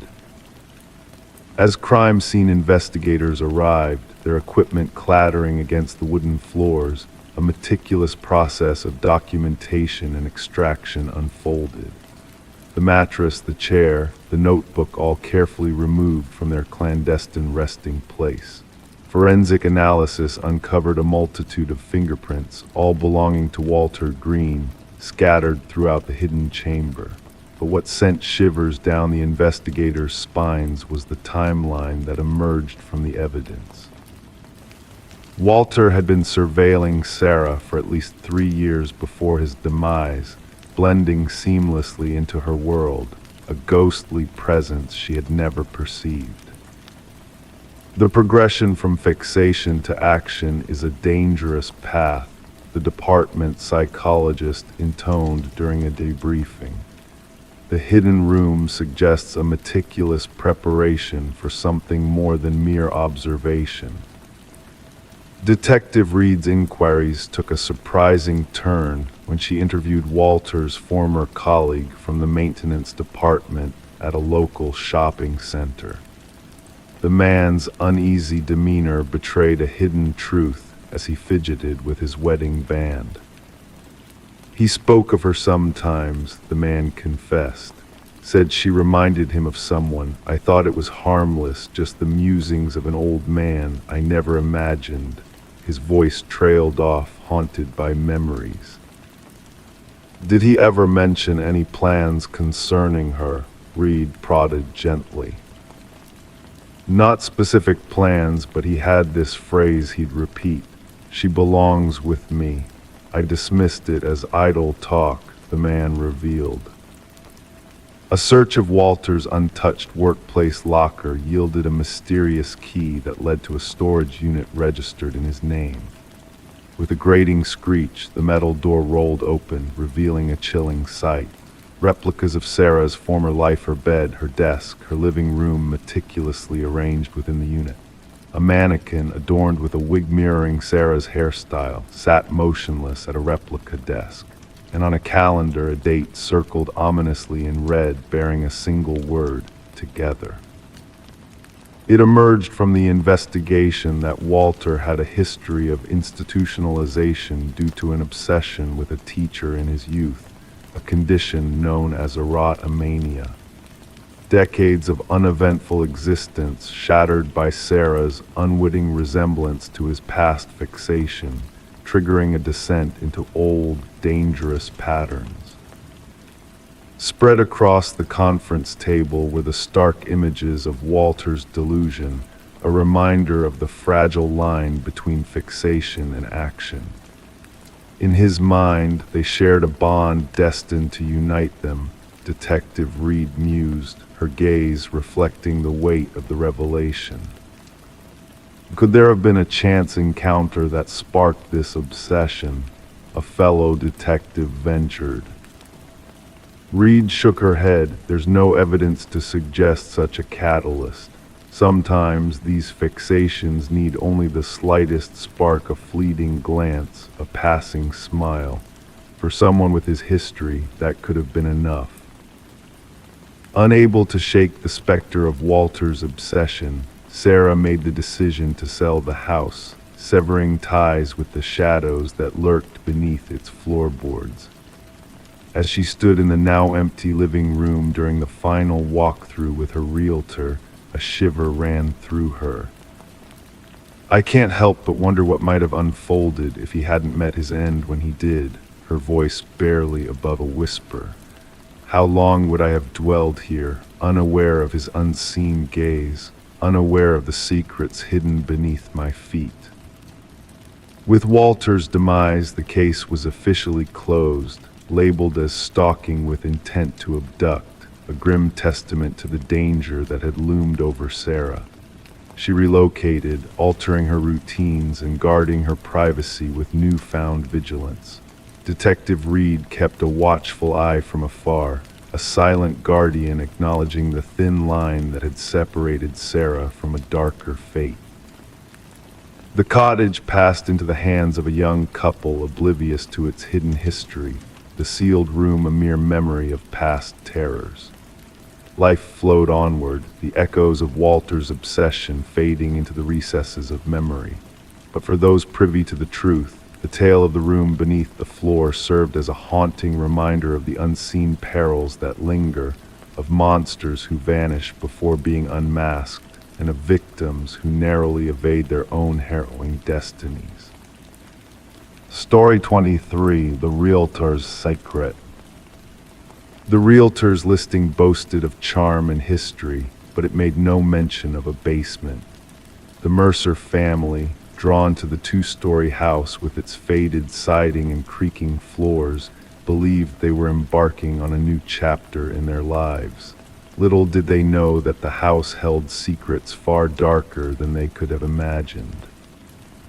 Upon peeling back the old carpet, the family stumbled upon a hidden door, its heavy handle rusted with age. With combined effort, they managed to pry it open, unleashing a rush of stale air thick with the scent of damp earth. Descending the steps into the darkness below, they expected to find storage space, but what greeted them was chillingly different. A solitary chair occupied the center of the small basement, illuminated by a swaying light bulb casting eerie shadows. Behind the chair, a row of photographs lined the wall, photographs of themselves. Images captured from within their own home, documenting their every move with unsettling precision. Detective Sarah Connors and her partner arrived at the scene, greeted by Mrs. Mercer's trembling voice as she recounted the discovery. The basement became a crime scene, shrouded in mystery and fear, as the forensic team meticulously documented the eerie space. The investigation uncovered a history of the house that was marred by inexplicable occurrences and unexplained phenomena. As they delved deeper, the past owners of the house emerged as key figures in the twisted narrative. Each family had experienced a similar invasion of privacy, captured in photographs and audio recordings meticulously collected by an unseen observer. The basement revealed a hidden monitoring station, complete with surveillance equipment and a journal filled with disturbing observations. The trail led back to the original builder of the house, Edward Kelvin, a figure shrouded in mystery and darkness. His presence within the hidden passages of the house, his meticulous documentation of the families who resided there, revealed a chilling truth that he had never truly left the property he had built. Kelvin's delusions painted the families as mere actors in his private theater, unwitting participants in his twisted game of observation. His arrest and subsequent trial laid bare the extent of his surveillance network, leaving the families scarred by the violation of their privacy and the realization that they had never been truly alone. As the house was demolished and the ground beneath it filled, the families grappled with the lingering sense of unease and paranoia. Haunted by the thought of unseen eyes watching, of hidden spaces within the walls, they questioned their own sense of security and wondered if they would ever be free from the specter of Edward Kelvin's voyeuristic legacy. Story 24, The town held a secret, a house nestled at the edge of the woods, shrouded in mystery. Its windows were dark, its porch weary from the weight of time. No one laid claim to it, and its origins faded into whispers of forgotten memory. But when a group of wanderers strayed too close, they glimpsed an enigma, a list of names etched into the wooden walls, like ancient runes of caution. And at the end of this eerie roster, fresh and untouched, a name unknown until one voice quivered, "That belongs to me." When the night beckoned, a call came through, a routine report of trespassing. The voice belonged to Mason Wright, the one who stumbled upon his name carved into that forsaken dwelling. Responding officers anticipated mere mischief, youthful antics perhaps. Yet what awaited them defied reason. Detective Sarah Keller arrived as dusk draped the forest in shadows. Her flashlight pierced the darkness, revealing the weathered face of the house. 27 names adorn the wall, some faded by time, others sharp as if freshly hewn. And at the base, Mason write, the carving still fragrant with sawdust. "I've never set foot here," Mason claimed, his breath a mist in the chilly air. "How could anyone know my name?" The inquiry delved into the backgrounds of each name inscribed. The findings sent shivers down the spines of the detective team. Each name belonged to those who vanished over the past 40 years. Some cases had grown cold, others lingered open, but all shared a chilling thread: the missing had disappeared while hiking alone. Forensic experts cataloged the carvings meticulously, noting the nuances of depth, technique, and aging. The oldest name, Rebecca Hansen, tied to a case from decades past, a tale of a young woman lost to these very woods. Search efforts yielded naught but a lone boot by a stream. Mason's account remained steadfast under scrutiny. He professed no ties to the area beyond this fateful hike with college companions, their trail chosen at random, guided by an online suggestion. No link surfaced between him and the other names on that ominous wall. Attention turned to Mason's comrades. Emily Chen, the group's photographer, unveiled images captured during their trek. Analysts uncovered a disquieting presence, a blurred figure looming in the background of 3 photos, a specter masked by trees. "We encountered no one else," Emily maintained. "We'd surely have remembered." Detective Keller authorized a search within the house. Abandoned and desolate, dust cloaked every surface, furniture in disarray. Yet in the cellar, a macabre tableau awaited. Belongings of the missing hikers lined shelves meticulously: watches, backpacks, cameras, wallets, each tagged with a name from the exterior wall. Technicians meticulously documented the evidence. UV light unveiled aged bloodstains on the floor, futilely erased. Below the house, no bodies lay interred, yet cadaver dogs signaled fervently at the densest part of the forest beyond. As scrutiny intensified, Mason's demeanor grew erratic. He reported eerie incidents, whispers in the night, telltale footprints leading to his door but not away, spectral figures observing from the shadows. Assigned protection, his paranoia mounted. A breakthrough surfaced in Forgotten Land records. The property belonged to Victor Blackwood, a recluse of a hunter who vanished 15 years prior, his fate unprobed. A warrant granted access to the surrounding woods. A network of primitive blinds emerged, strategically placed along popular trails. In one, a journal chronicled hikers observed, their habits noted, handwriting akin to Blackwood's sparse documents. Entries evolved from animal prey to human quarry, detailing the selection of victims. The hunt for Blackwood surged across jurisdictions. Helicopters scanned with thermal eyes, tactical teams combed each crevice, yet the quarry eluded capture. Mason ceased contact.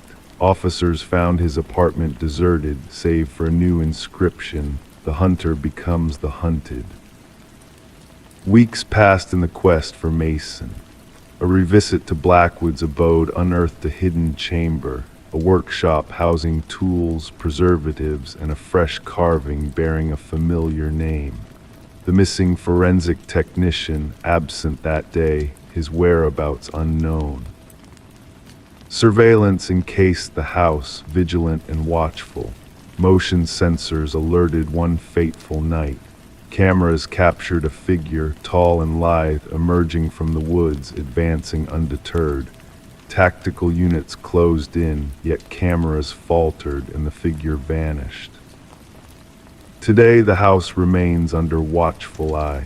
Mason and the technician remain lost. Investigations persist as vanishings echo in distant woods. The names etched on that wall are whispered among investigators, some refusing to utter them, others shunning the case entirely. And local hikers skirt the house, fearing to speak its name, lest they join that spectral list names unspoken. Story 25. The tale of the new homeowners began with a peculiar quirk, the crackling of the old intercom system late at night, a forgotten relic from a bygone era. It was a feature of the Victorian manor they now called home, nestled among ancient oak trees with a weathered exterior that masked a modern interior. Daniel and Meredith Parker had been drawn to the property by its history and charm, despite the unease that lingered in the air during their initial walkthrough. One fateful night, curiosity led the husband to press the intercom button, unleashing a whisper that sent shivers down his spine. "Why did you come back?" The mysterious voice crackled through the speaker, leaving him stunned. His wife, standing behind him, denied ever uttering those words, deepening the mystery that enveloped their home. Detective Sarah Reeves arrived at the manor in response to a call about a potential break-in, but she sensed there was more to the story than met the eye. Daniel, with a solemn expression, recounted how the unsettling occurrences had begun with the intercom static turning into whispers, whispers into full sentences that echoed through the halls, unsettling both him and his wife. Intrigue peaked when Meredith revealed a hidden secret, a small leather-bound journal discovered behind a wall during a renovation project. The journal belonged to a woman named Alina, the previous owner, whose elegant yet frantic handwriting chronicled her fear of her husband, Vincent, and his sinister intentions.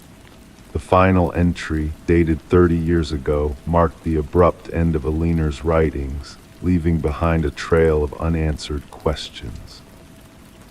As Detective Reeves delved deeper into the history of the house, a chilling truth emerged. Vincent and Alina Blackwood, the former owners, had a dark past marred by secrets and tragedy. The discovery of human remains beneath the garden shed, identified as Alina's through forensic analysis, painted a grim picture of betrayal and murder. Vincent Blackwood, now aged and residing in a care facility, confessed to the crime with a disturbing calmness, revealing his elaborate scheme to deceive everyone about Alina's disappearance. His desire for silence had driven him to commit a heinous act, burying his wife beneath the very ground he walked on for years. The trial of Vincent Blackwood concluded swiftly, with a guilty plea and a sentencing that reflected the heinous nature of his crime.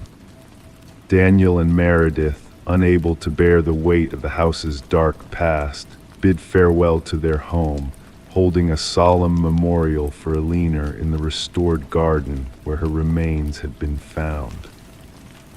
The house, now devoid of its haunting intercom system, passed into new hands, its whispers silenced but not forgotten.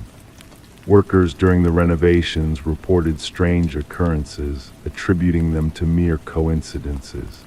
Detective Reeves, as she closed the chapter on the Blackwood case, pondered the house's enigmatic ability to reveal its secrets across time. The legacy of the house that answered back lingered in the local law enforcement's memory, a reminder of how the echoes of the past could reverberate through the present.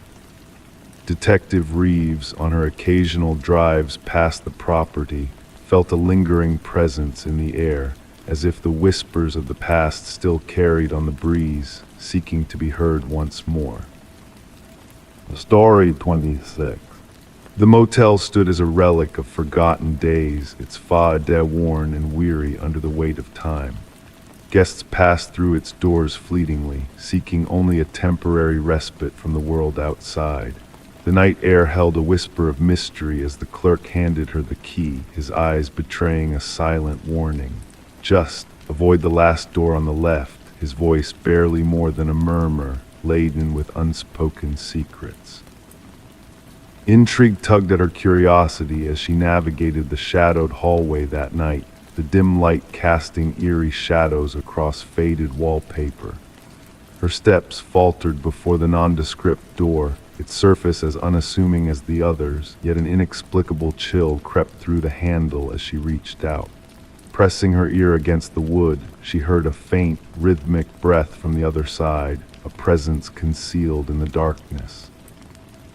Detective Morgan Reed entered the scene, her senses awakening to the familiar scent of blood that lingered in the air like a macabre perfume. Beyond the yellow tape, a tableau of contradictions unfolded before her eyes. A pristine bathroom, an undisturbed bed, and the stark horror of a life extinguished in the space between. The young woman lay motionless on the floor, her golden locks splayed around her like a tragic halo, her eyes fixed on the ceiling in a silent plea for answers. As Reed knelt beside the victim, the forensic technician's voice cut through the heavy silence, matter of fact in its recounting of the grim details. This was not the first nor the second. A pattern emerged, a signature of tragedy repeated. The victim's attire spoke of a world far removed from this forgotten motel, a touch of elegance in a place devoid of grace. It was not theft that brought her here, but a darker force, a malevolent hand guiding her final moments. The hotel manager lingered in the shadows, his pallor betraying his unease as he shared what little he knew. The victim's solitary check-in, the cash payment, the abrupt end discovered by unwitting made pieces of a puzzle that refused to fit neatly into place. Reed scanned the room, seeking clues in the absence of evidence. No forced entry, no struggle, only the silent accusation of a life extinguished by familiarity or trust betrayed. Back at the station, the evidence board bore witness to a chilling revelation. A series of women, each bearing a striking resemblance, each meeting their end in the anonymity of cheap motels. The whispers of a predator on the prowl grew louder, casting a shadow over the community's fragile peace. Autopsy findings offered little solace, confirming the methodical cruelty of the killer's hand, devoid of the primal urges that often stained such tragedies.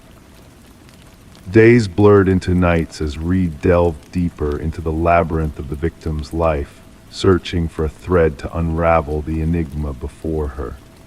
Surveillance footage yielded no answers. Friends painted a portrait of a woman out of place in this sordid tale.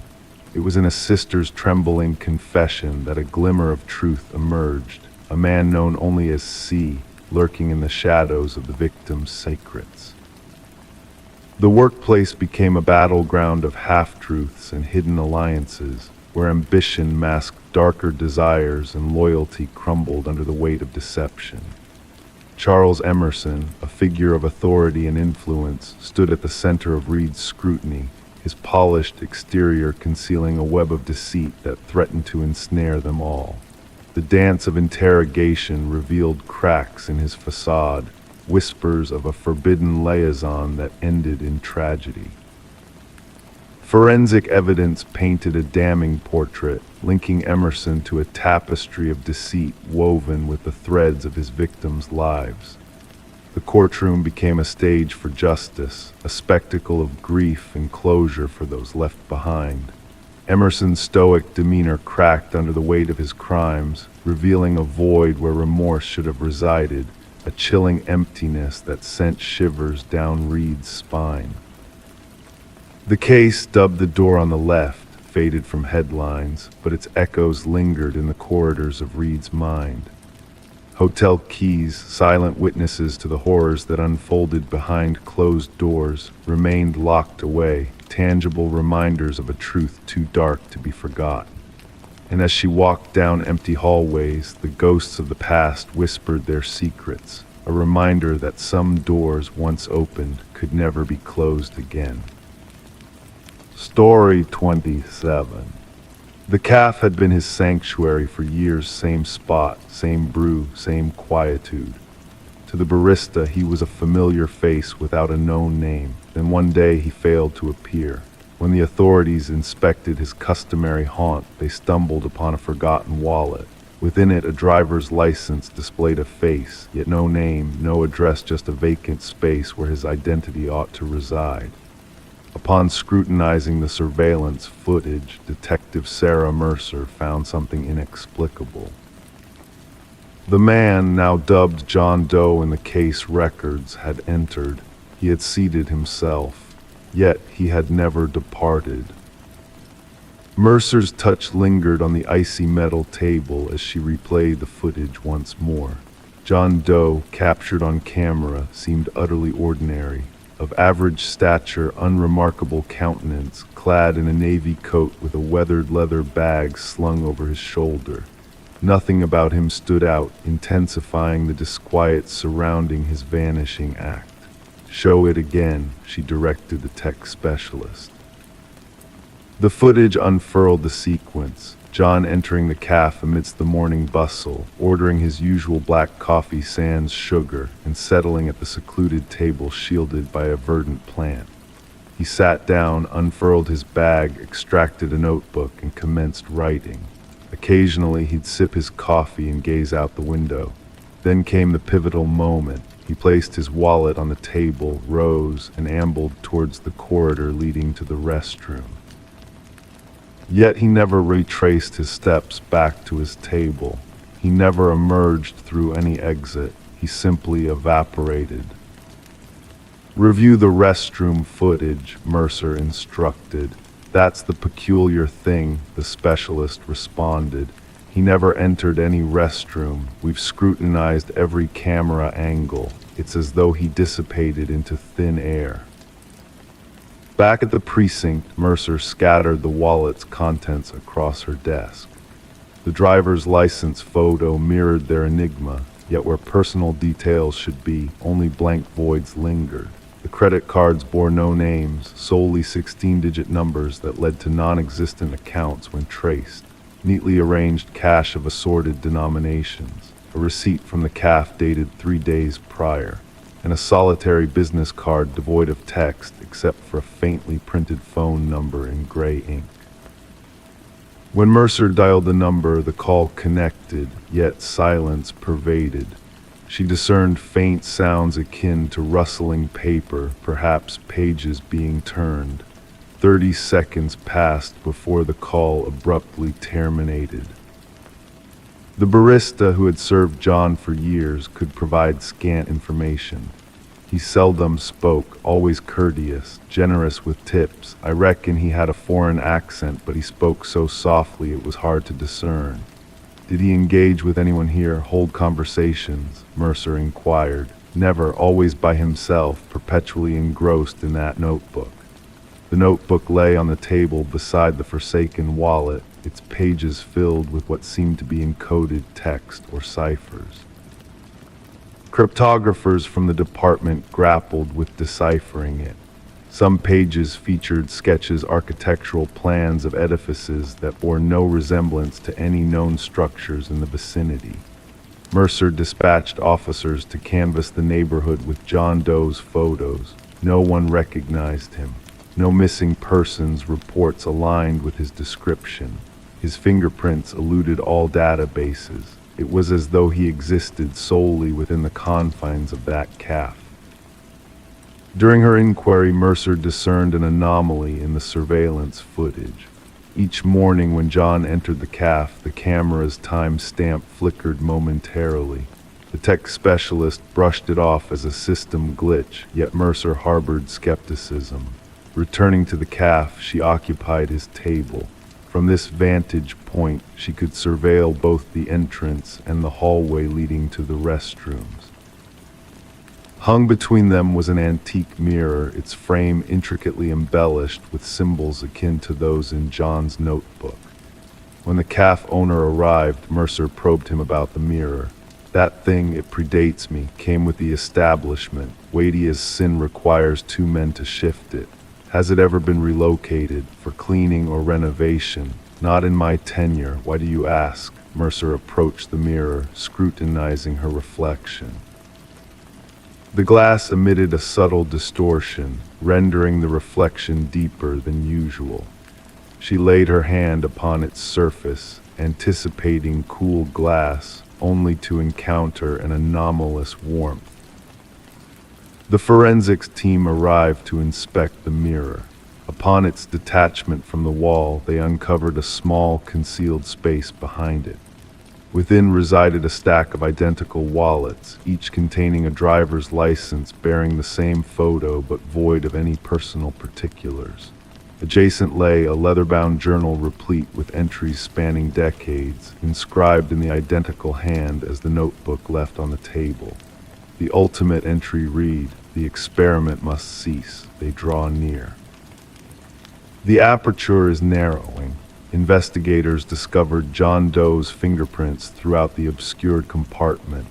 Carbon dating of the earliest wallet suggested it dated back approximately 50 years, yet the photo depicted the same unaltered visage. The journal entries delineated what seemed to be experiments in temporal displacement and identity transference. Allusions to crossing back and window points were interspersed throughout. One paragraph seized Mercer's attention.